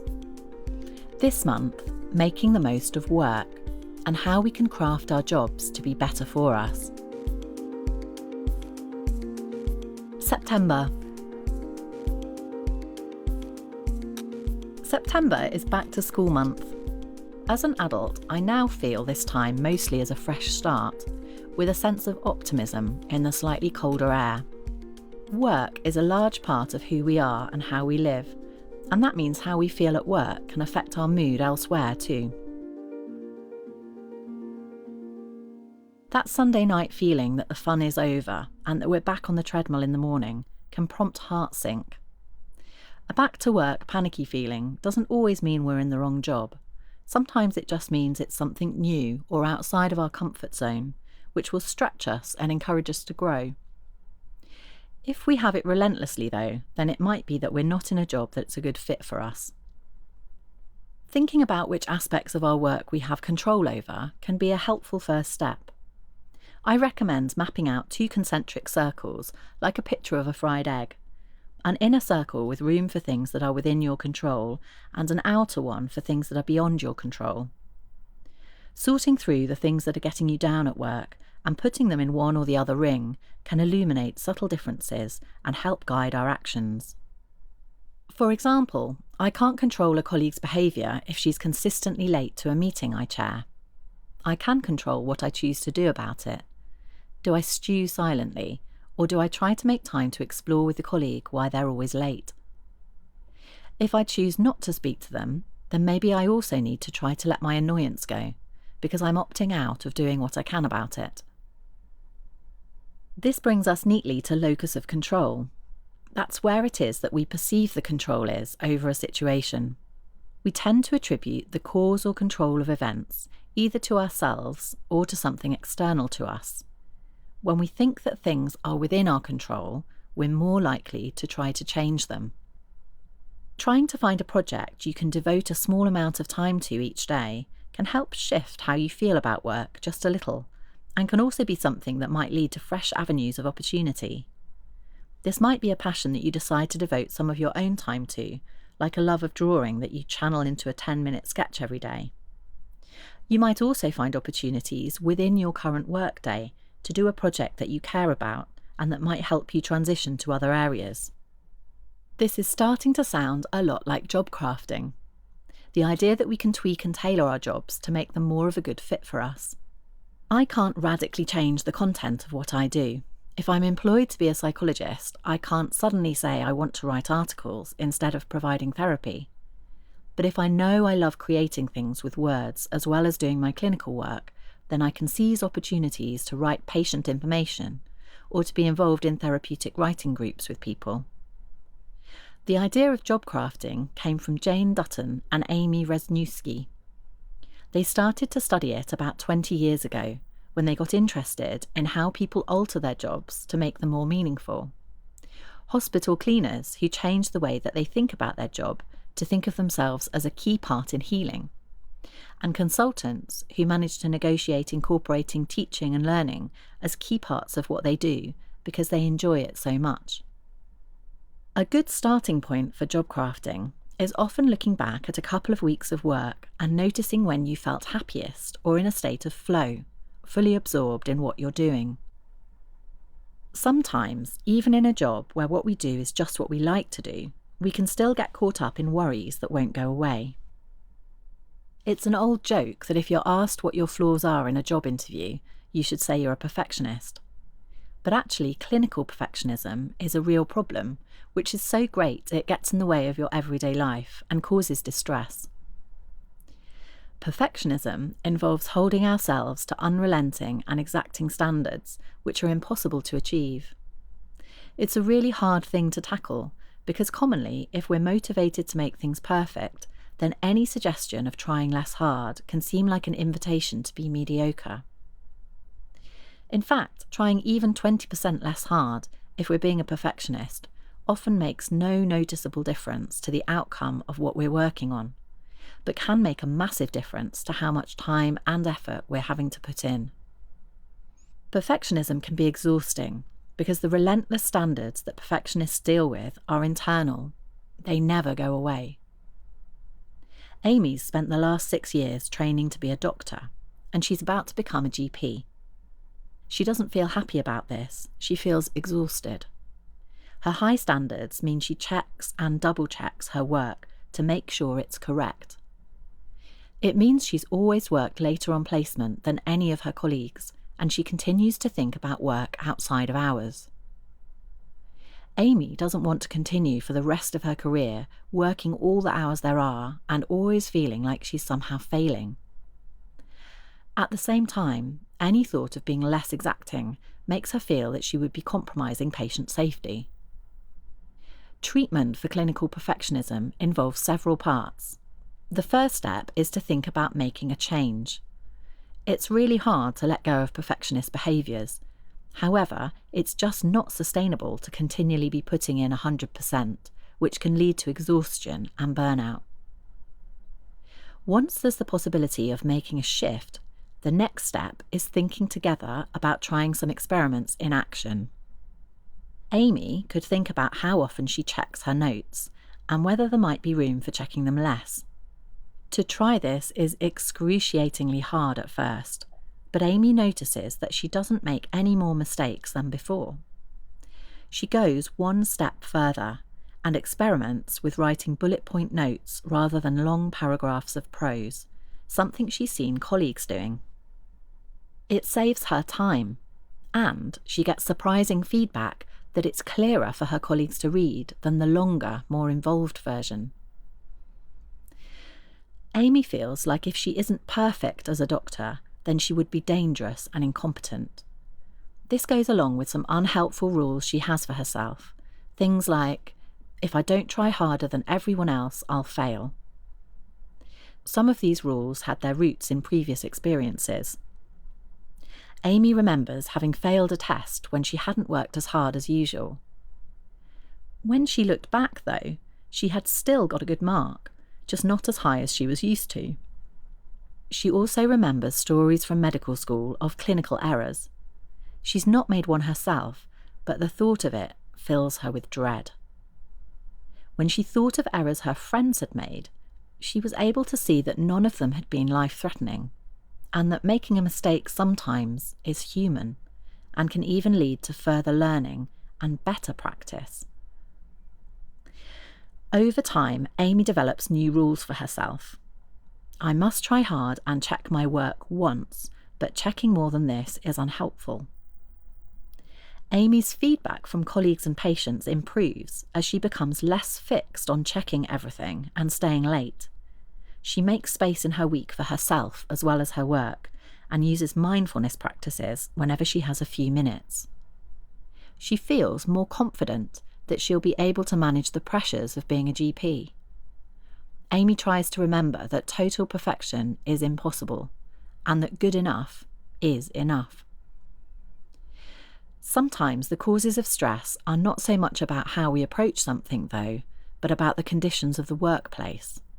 Someone else's unrelenting standards, for example, or expectations which are just impossible to meet.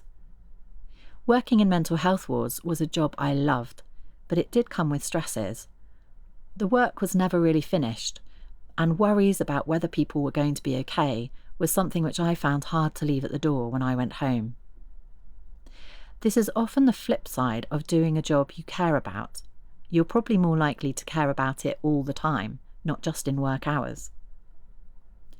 Even in jobs which are inherently stressful, there are ways of managing work stress which can be helpful. One of these is being aware of how we respond to stress. Each of us does this in a slightly different way. When I teach groups of NHS staff about this, I refer to it as a stress signature. Our stress signature involves our bodies and also our thoughts and behaviours. When I start to get stressed at work, my body has some warning signs for me. Tense shoulders, tense jaw, and tension headaches are all nudges that prompt me to look at my diary to see if I can cancel a meeting or two. Similarly, if I notice that I'm catastrophizing about how terrible things are going to be in the future, this might be a sign that I need a rest.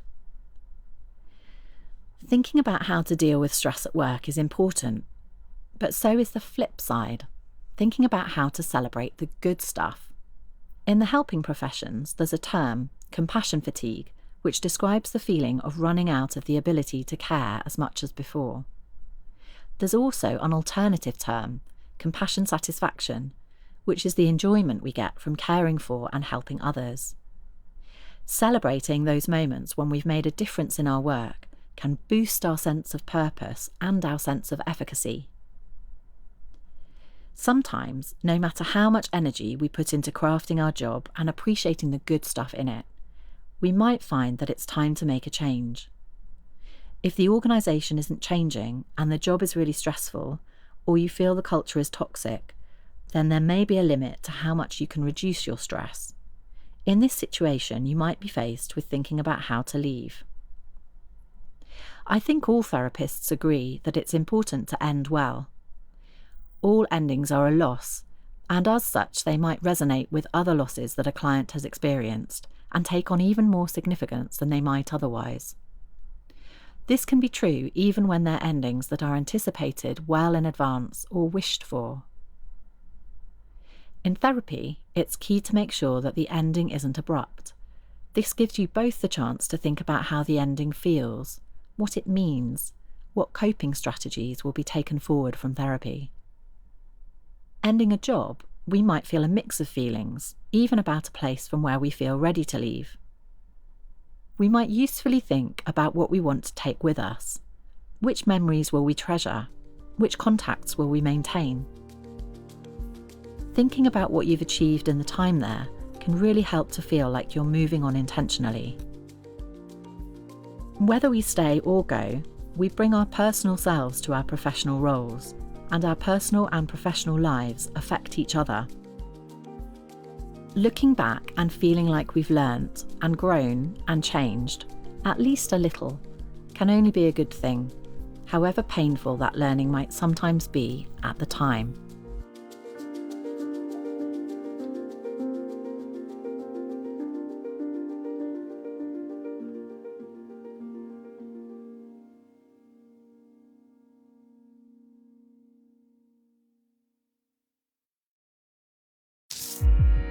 BBC Sounds, music, radio, podcasts.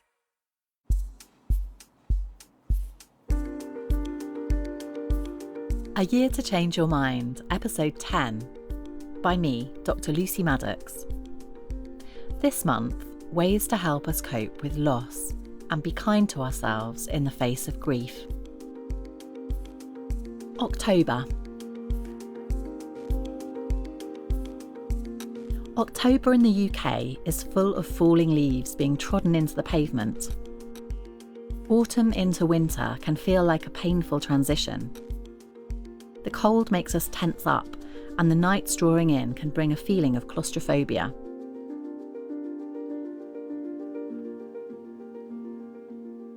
Marking the halfway point between autumn equinox and winter solstice, the old Celtic festival of Samhain was associated with going deeper into the darker part of the year. It was supposedly a time when the boundary between this world and the other world grew thinner, spirits could visit, and souls of the dead could return to their homes. Autumn and winter happen every year, but the change can still feel melancholy. It makes me think of other cycles of loss we experience throughout our lives. We will all be touched by loss, whether that's the ending of a relationship, the loss of people we love through bereavement, or other losses. Grief is suffering or distress over loss. We're really bad in the UK at talking about death. It's painful to think about it, this ultimate separation, so we try not to. There are a handful of exceptions, initiatives like death cafes, whose facilitators try to encourage conversations about death, dying, and bereavement. The Good Grief Trust, which has a wealth of information on its website. Death doulas, practitioners who help individuals and families to have a good death. And staff who work in hospices, managing both the physical and emotional pain associated with the end of life. Grief doesn't only relate to death. Relationship breakups, redundancies, traumatic experiences of all kinds are hard for us to negotiate. If there is anything which is in the public consciousness about grief, it's the idea that it moves through stages. This comes from the writing of Elizabeth Kubler-Ross, author of On Death and Dying and On Grief and Grieving. She wrote about 5 stages: denial, anger, bargaining, depression, and acceptance. She never intended these to be seen as a linear progression, but somehow they've often been taken to be a process that we should all go through to get to the end point of acceptance. Elizabeth Kubler-Ross actually suggested we might go back and forth through any of these stages, flipping back to denial at any point, or fast-forwarding to depression. Elizabeth Kubler-Ross's model encourages us to see grief as a process which involves multiple different emotions. I've experienced grief as many different feelings and thoughts. These have included anger at people who've died, deep sadness, and a kind of wishful thinking, running through how things might have been in a parallel universe if the person I'm grieving were still alive. The sudden, unexpected death of a younger person felt absolutely horrific to me, whilst the expected death of an older person felt hugely sad but less violent. These feelings and thoughts take emotional energy, and grief can be exhausting and feel all-consuming, whether it relates to a death or to another type of loss. It can make us forget things, misplace things, and have trouble functioning as we normally would. Grief can also sometimes feel like anxiety, like nothing is safe. It can cause panic attacks as we flail around, trying to carry on as before, when there's been a seismic shift in our reality. It can have other physical symptoms too, including headaches and bodily aches and pains. Avoiding thinking about loss is one way of dealing with it. Psychodynamic theory talks about the manic defense of keeping so busy that we can't feel different emotions.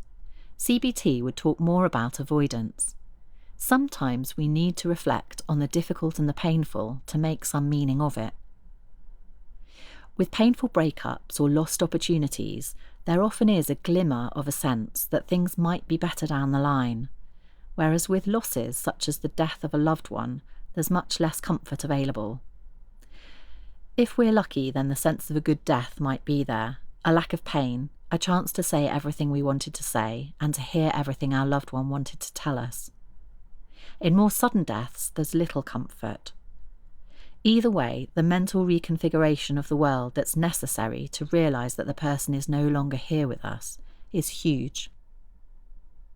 In the therapy room, grief is sometimes part of the bigger picture of what people are bringing.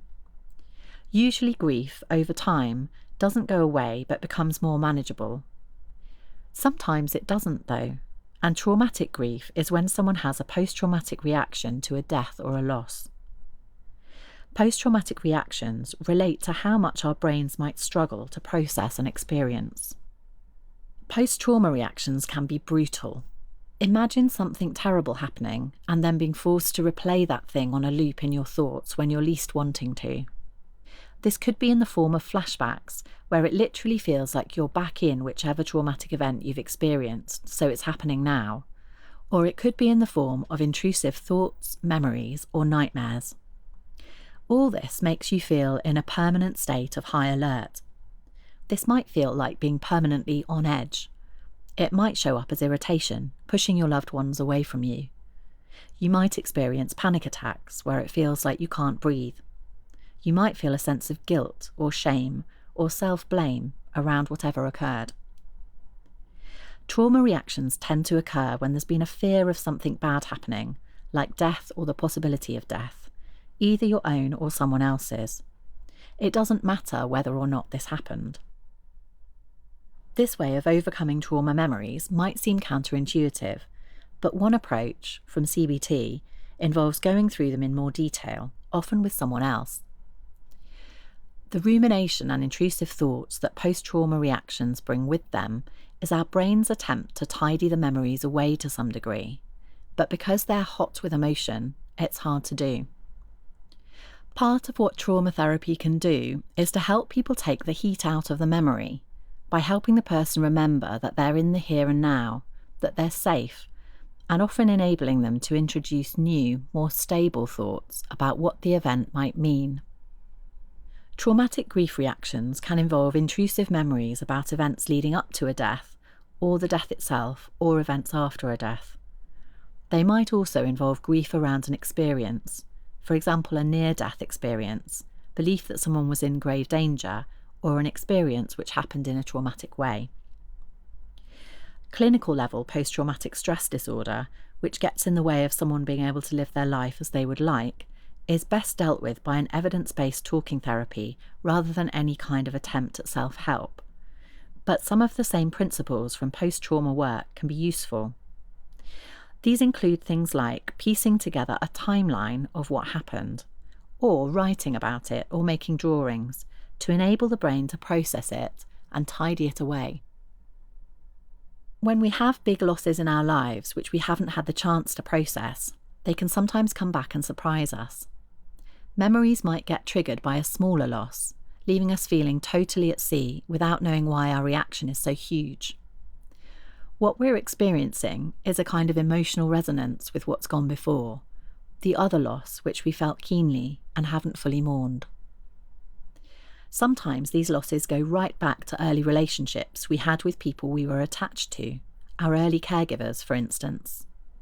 Other times the losses might be fresher, for example, a painful breakup that we never quite understood.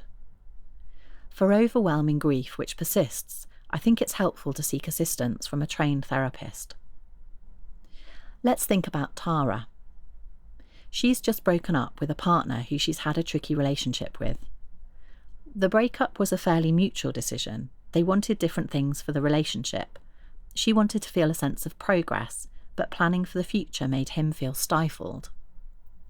In the mix was a tendency for him to speak to her in a way that undermined her. There were good reasons for the breakup, and rationally, Tara thought they'd made the right decision. But she just felt awful. She found herself thinking about her ex all the time, crying unexpectedly and feeling totally bereft. She felt stuck. Tara found herself thinking about other relationships which had ended too, and experiencing a sense of abandonment, aloneness, and finality that she remembered from other times in her life, including a bereavement she'd experienced as a teenager. Tara used therapy sessions to talk about her ex and their relationship. As she did this, and used a journal to write things down, she realised there were repeating themes of positives and negatives.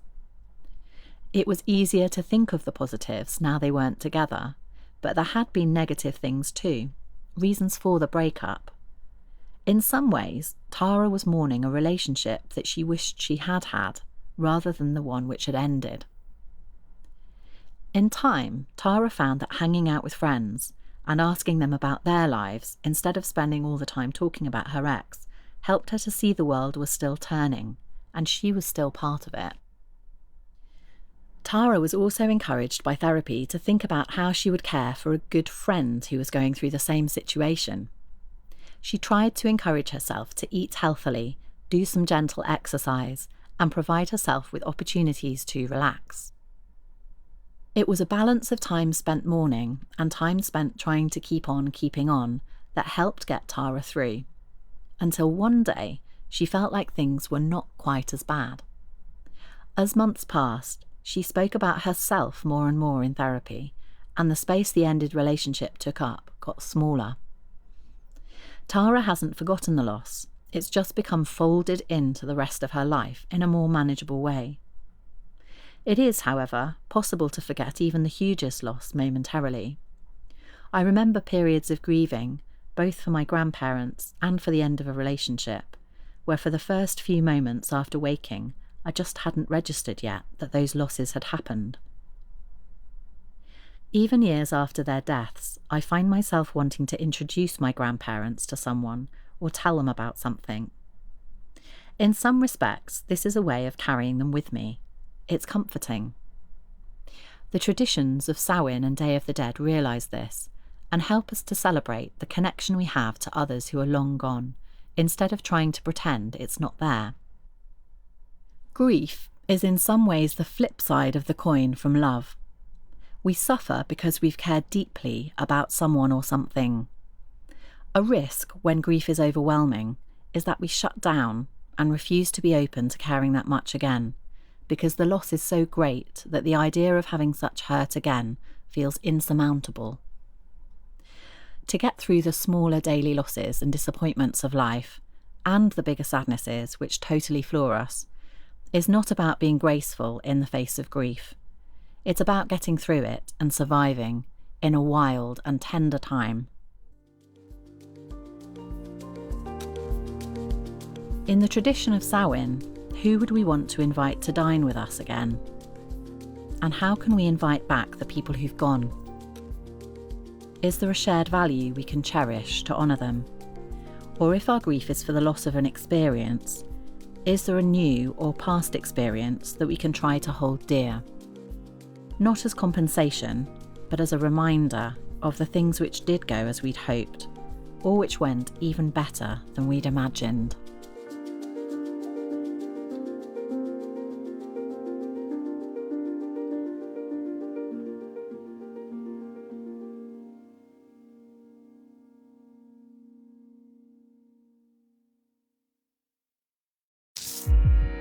BBC Sounds, music, radio, podcasts.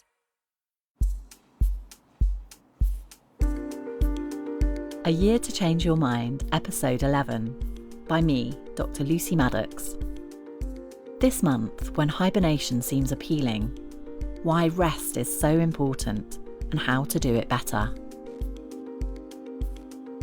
November.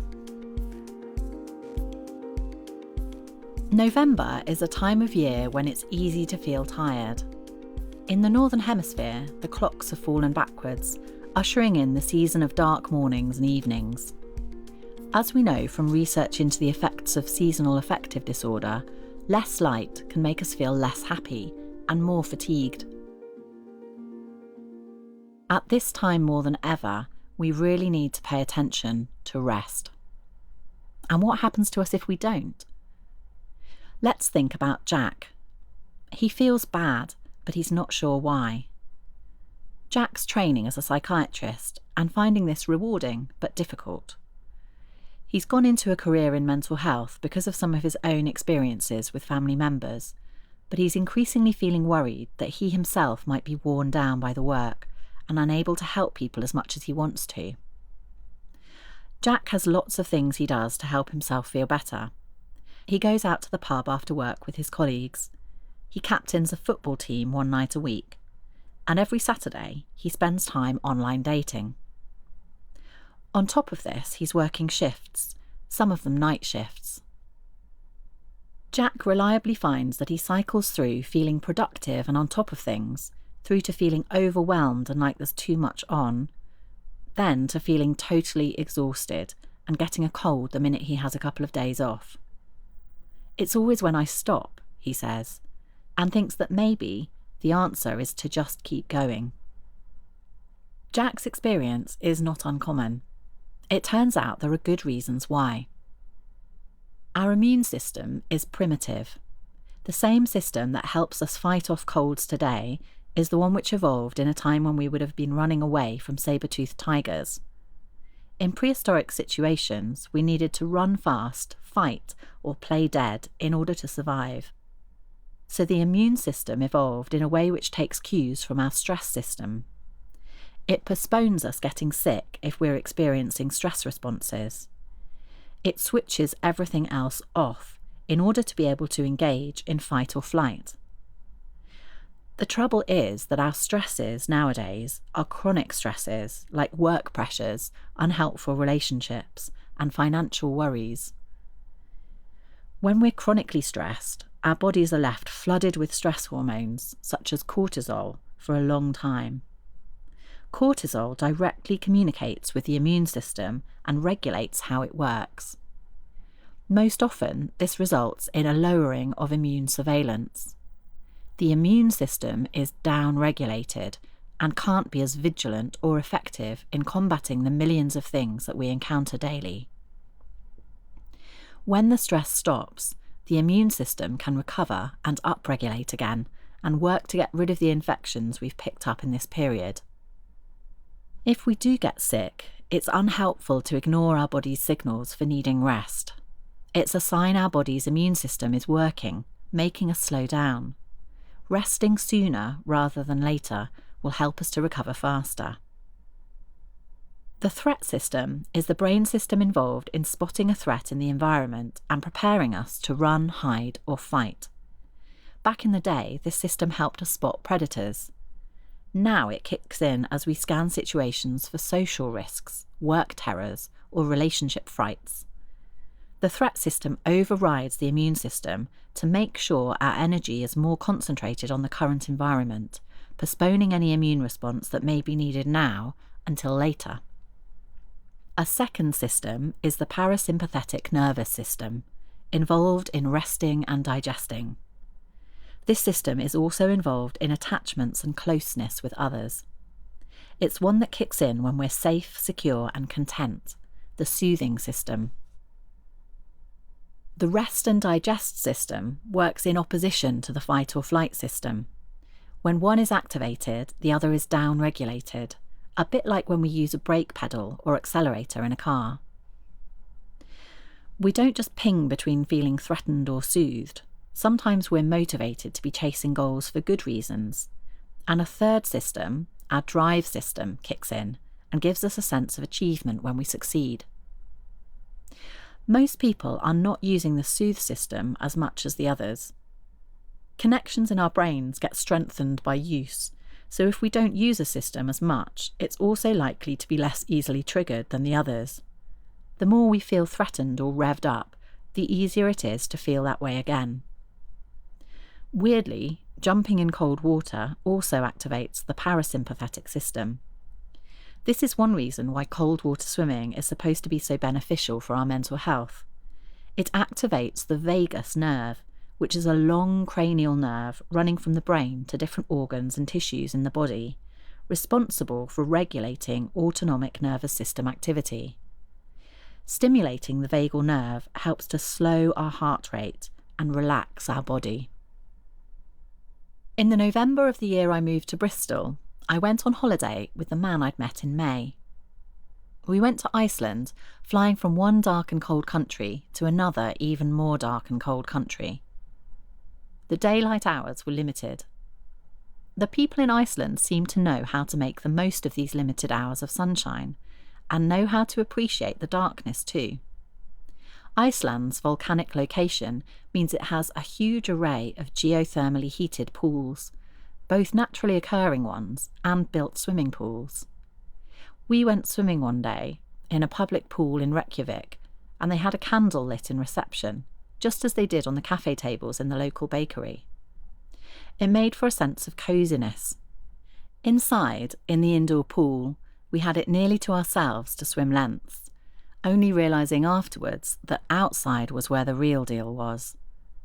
A series of saunas and increasingly hotter hot pools were full of people relaxing after their day at work, with the cold water bucket there for in-between hot sits and soaks. They knew how to rest. Prioritising the soothing system doesn't necessarily mean that we can't work intensively and then take a break. For some people this works well, as long as there's some recovery time at some point. We can't decide when something emotionally hard is going to happen. If the stresses aren't avoidable and we can't change the level of demand that's upon us, then one thing we can do is build in time for nice things anyway. Finding small things that give us pleasure and peppering our lives with them as regularly as possible can be protective. When Jack looks at what he's doing day to day, he's mostly engaged in things which involve his drive system or his threat system. There's nothing there which involves the parasympathetic soothing system. Even lunch is eaten on the run. He hates baths. He dislikes meditation. He prefers things where he feels alive because he's moving fast or dealing with problems of some kind. Eventually, he settles on a few restful moments, reading the paper in bed at the weekend, lying down on the couch and listening to at least one song when he gets in from work. Jack has to schedule rest to make it happen. The more he manages to keep a bit of space for rest, though, the better he feels. In fact, the more he craves it. He starts making sure one night a week is at home, just chilling out. He begins to get sick a bit less often. He starts to have more space to think about how he wants things to be. Sometimes we stuff our time full of things so that we don't have to acknowledge the bits that are missing. Jack begins to be aware that despite all his work colleagues and friends, he feels quite lonely. This takes a bit of acknowledging, but it also means that he now has the choice to do something about it. It's not just rest that Jack struggles with, it's also sleep. Rest without sleep is important, but sleep itself has its own unique benefits. A lack of sleep has been associated with poorer mental and physical health, although we know less about the mechanisms by which this happens. Shift work is now seen as an occupational hazard. Not only is it isolating to be operating at a different time to everyone else, but the change to our sleep cycle also seems to be detrimental to our health. In a night of sleep, we cycle through different sleep phases, from stage 1 to 4, with rapid eye movement, or REM sleep, as part of this too. It's during REM sleep that we dream, and that we're more likely to wake up because we're sleeping more lightly. We know that depriving humans and animals of sleep has negative effects on mental performance and physical health. Anyone who's experienced sleep deprivation will be able to vouch for the moodiness and difficulty making decisions or learning anything new which comes with it. Theories of why we need sleep include thinking that it's necessary to consolidate memories and learning, to restore the cells in our bodies and brains, and to reduce our energy expenditure. Although this all sounds very plausible, we still don't really know exactly how sleep does all this, or why it's so important in so many animals. Sleeplessness is frustrating, lonely, and common. Approximately 1 in 10 adults experience persistent and severe insomnia with daytime consequences, which means that 10% of people find it hard to sleep on 3 or more nights a week and have had this problem for at least 3 months. In adults over 65, this figure rises dramatically, estimated as 1 in 5. It might be that it's hard to get to sleep, hard to stay asleep, or both. The knock-on effects the following day can be sleepiness, irritability, teariness, poor performance at work or home, arguments with friends and family, and many more. So while insomnia can feel like a nighttime problem, it really is a 24-hour disorder. Long-term sleep difficulties are associated with an increased likelihood of developing depression. Thinking about how we prepare ourselves for sleep can help to set us up well, and remembering evidence-based strategies for getting back to sleep if we suffer from insomnia, including, counterintuitively perhaps, getting up and doing something else for a bit instead of lying there clock-watching. The idea that insomnia is something we can't change is one example of a thought about sleeplessness that might be unhelpful, as it might lead us to have a learned helplessness about the problem. Learned helplessness is when we stop trying to fix something because we've tried a few times and nothing has worked. Racing thoughts at bedtime are another common problem. Often people lie awake chewing over things that have happened that day. Try writing worries down in a notebook by the bed to leave the day behind before you go to sleep. Sleep hygiene refers to the basics of behaviour and environment that we can pay attention to in order to promote sleep. For Jack, his psychiatrist training hours mean he's intermittently on night shifts, and there's nothing he can do about that. He can control some other aspects of his evenings, though. He starts to try what he routinely advises his own patients to do. Not drinking coffee late in the day. Not binging on his phone just before sleeping. Trying to have the lights in his flat lower for a bit and do something relaxing just before bed. However small, however insignificant it might feel, those moments of stopping, savouring, and maybe even sleeping can help November feel like a cosy cocoon instead of a claustrophobic, miserable month. Embracing the chance to rest can make all the difference.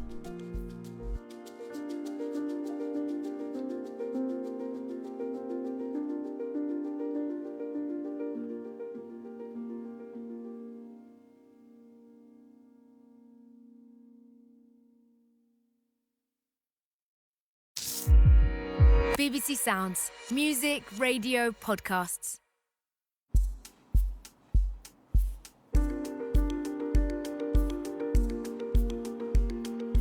A Year to Change Your Mind, Episode 12, by me, Dr. Lucy Maddox. This month, how to negotiate families and manage expectations, especially when family relationships come under pressure. December. I lived in Paris for a year in my early 20s. I moved there with my good friend Katie to teach English, just after university when we didn't know what we really wanted to do.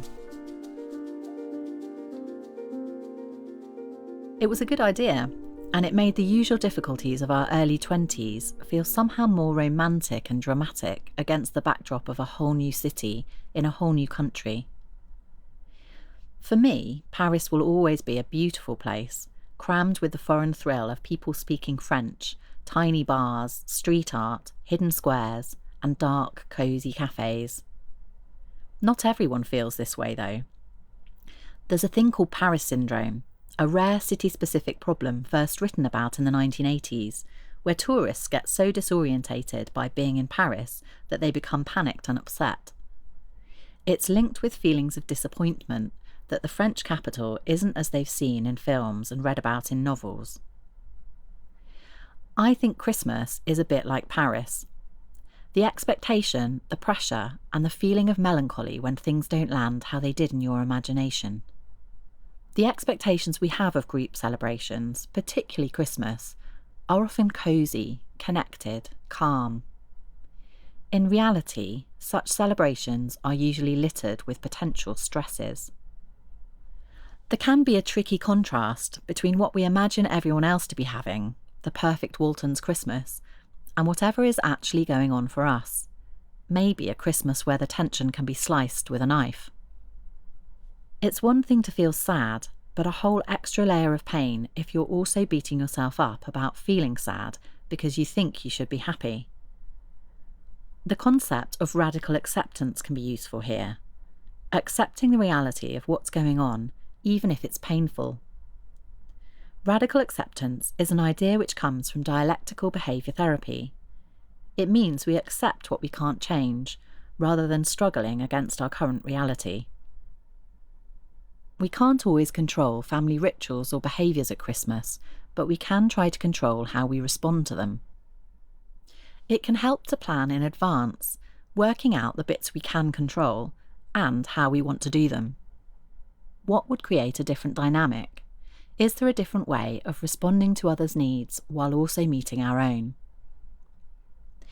Eating disorders and self-harm are two problems which can ramp up around Christmas, and although these might seem like extremes of behaviour, they're maybe not so far removed from some of the ways we all cope, so I think we can all learn a lot from the therapy used to tackle them.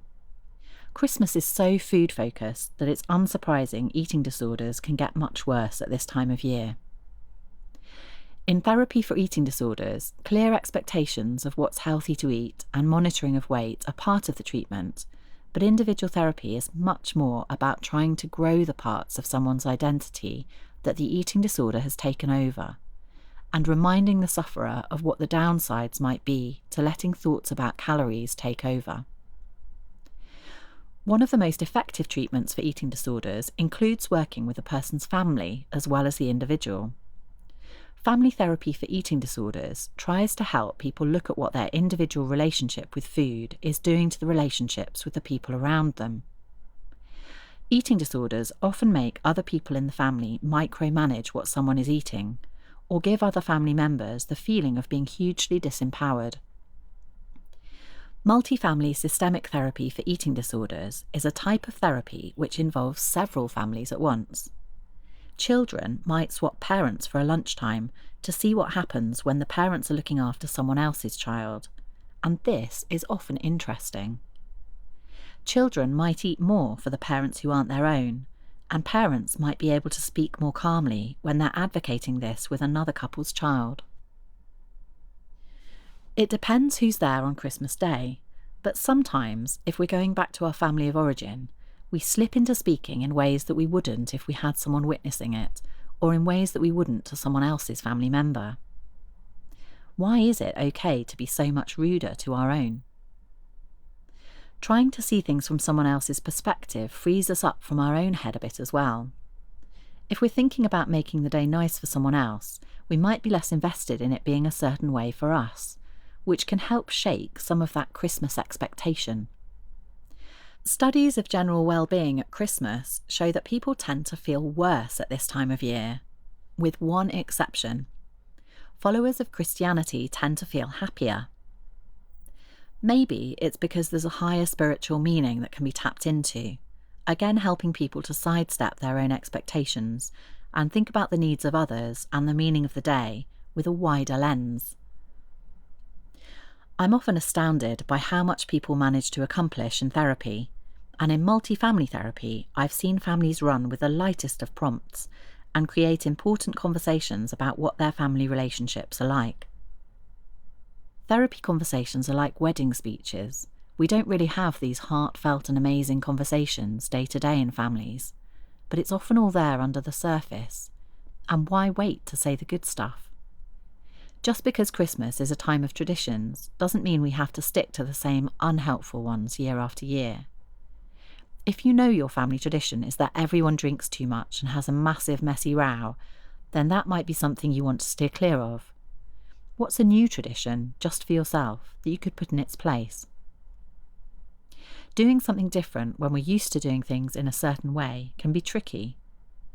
Consider Jo, who uses self-harm in different ways. She describes feeling an overwhelming avalanche of different emotions all at once, and using self-harm to punctuate these somehow. She sometimes feels numb and disconnected, and uses self-harm to feel something again. Jo's aware of how she uses this coping strategy. It's the most effective shortcut she has in the moment for managing those overwhelming feelings, or those absences of feeling, and so it's a tough habit to kick. I think we all engage in behaviours that are counterproductive sometimes. There's usually something we do that helps us manage feelings that we find difficult in the short term, but that might not be so great for us in the medium to long term. Christmas is a time when emotions can run high, and it can be useful to be aware, like Jo is, of the traps we might fall into when we're trying to cope. Are we likely to drink too much on Christmas Day because we're nervous about a family dynamic? And is this likely to backfire in a messy row? We've all got something we do as an unhelpful way of coping, often on autopilot. When people come to therapy for self-harm, they might be at different stages of wanting to make a change. Many of the young people I've met while working in acute mental health wards were initially pretty sure they didn't want to stop self-harming. It was one of the few things making them feel better. It had often got them into an impossible situation, though, where everyone around them was desperate for them to make a shift. With time and reflection, they could also see some problems with it. Whatever the level of motivation to change, it's often helpful to begin in a similar way, trying to make sense together of what's going on, why, and what helps. Hopefully, throughout the time I meet with someone, we will expand the what helps. A next step is often one borrowed from motivational interviewing. Motivational interviewing is an approach used a lot in addiction services, developed in the 1980s by William R. Miller from Norway and his colleague Stephen Rolnick. Miller and Rolnick developed a way of working with people experiencing addiction which shifted from advising people what to do to trying to get alongside someone and letting them explore the pros and cons of their behaviour for themselves. So the ideas are coming from the person seeking help rather than being foisted onto them. Jo is using self-harming as a way of managing overwhelming feelings, and also as a way of making herself feel something when she feels numb or empty. Although self-harm helps in the short term, she finds herself feeling disgusted soon afterwards, and she's finding it hard to hide self-harm from her partner, which is another source of shame.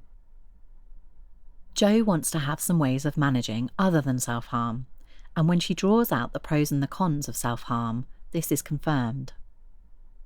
For self-harm to be an ongoing problem, there must be some perceived payoff. For Jo, the payoff is the sense of either relief from her mess of feelings or the sense of coming back to reality from being disconnected, and these are powerful motivations. The downsides are more numerous, though. She doesn't want to have to explain her self-harm scars to anyone, and she doesn't want to be stuck with the guilty, shameful feelings afterwards. She writes these things down. Jo's already tried some alternatives to self-harm. In fact, she's tried a lot of things, and lots of them haven't helped. One or two things have helped, though, and she's also up for experimenting with other stuff she hasn't tried. In between therapy sessions, she has a go at some other strategies, and finds a couple extra to add to her repertoire. She doesn't need all the alternatives to work. She just needs a few things that do. It's the same for anyone. You actually only need one, or maybe optimally a few more ways of managing, so that you feel like you have a range of techniques at your disposal. Jo works hard at setting up reminders in advance to help her practice the stuff that might make self-harm less likely. These are things like deep breathing, relaxation strategies, time to herself at regular intervals. She also considers the idea of what roadblocks she might use if she feels about to self-harm. Things like looking at a picture of her and her friends on her phone, and remembering she didn't want to have to hide her self-harm from them, and reminding herself that she could do this, that she'd already gone however many days without self-harming. For all of us, if there are behaviours we really want to avoid over Christmas, then it's worth planning ahead and thinking about what will take the pressure off during the run-up and the day itself. An important part of working on self-harm, which can be applied to other self-sabotaging behaviours too, comes from solution-focused therapy. It's the idea of spotting progress and amplifying it. Self-harm is never around 24/7, so what's going on when it's not around? Asking these questions suddenly flips things on their head and makes the conversation more about the huge swathes of time where people are coping really well, rather than the small amounts of time where it all feels too much. Similarly, at Christmas, it's rare that the whole thing is a total disaster. What happens in the nice bits, and how can we grow them? If you think back to past Christmases where things have gone well, how can you replicate that or increase it? Whatever helped, think about how you can have that plan up your sleeve, and try to celebrate the things that are going well.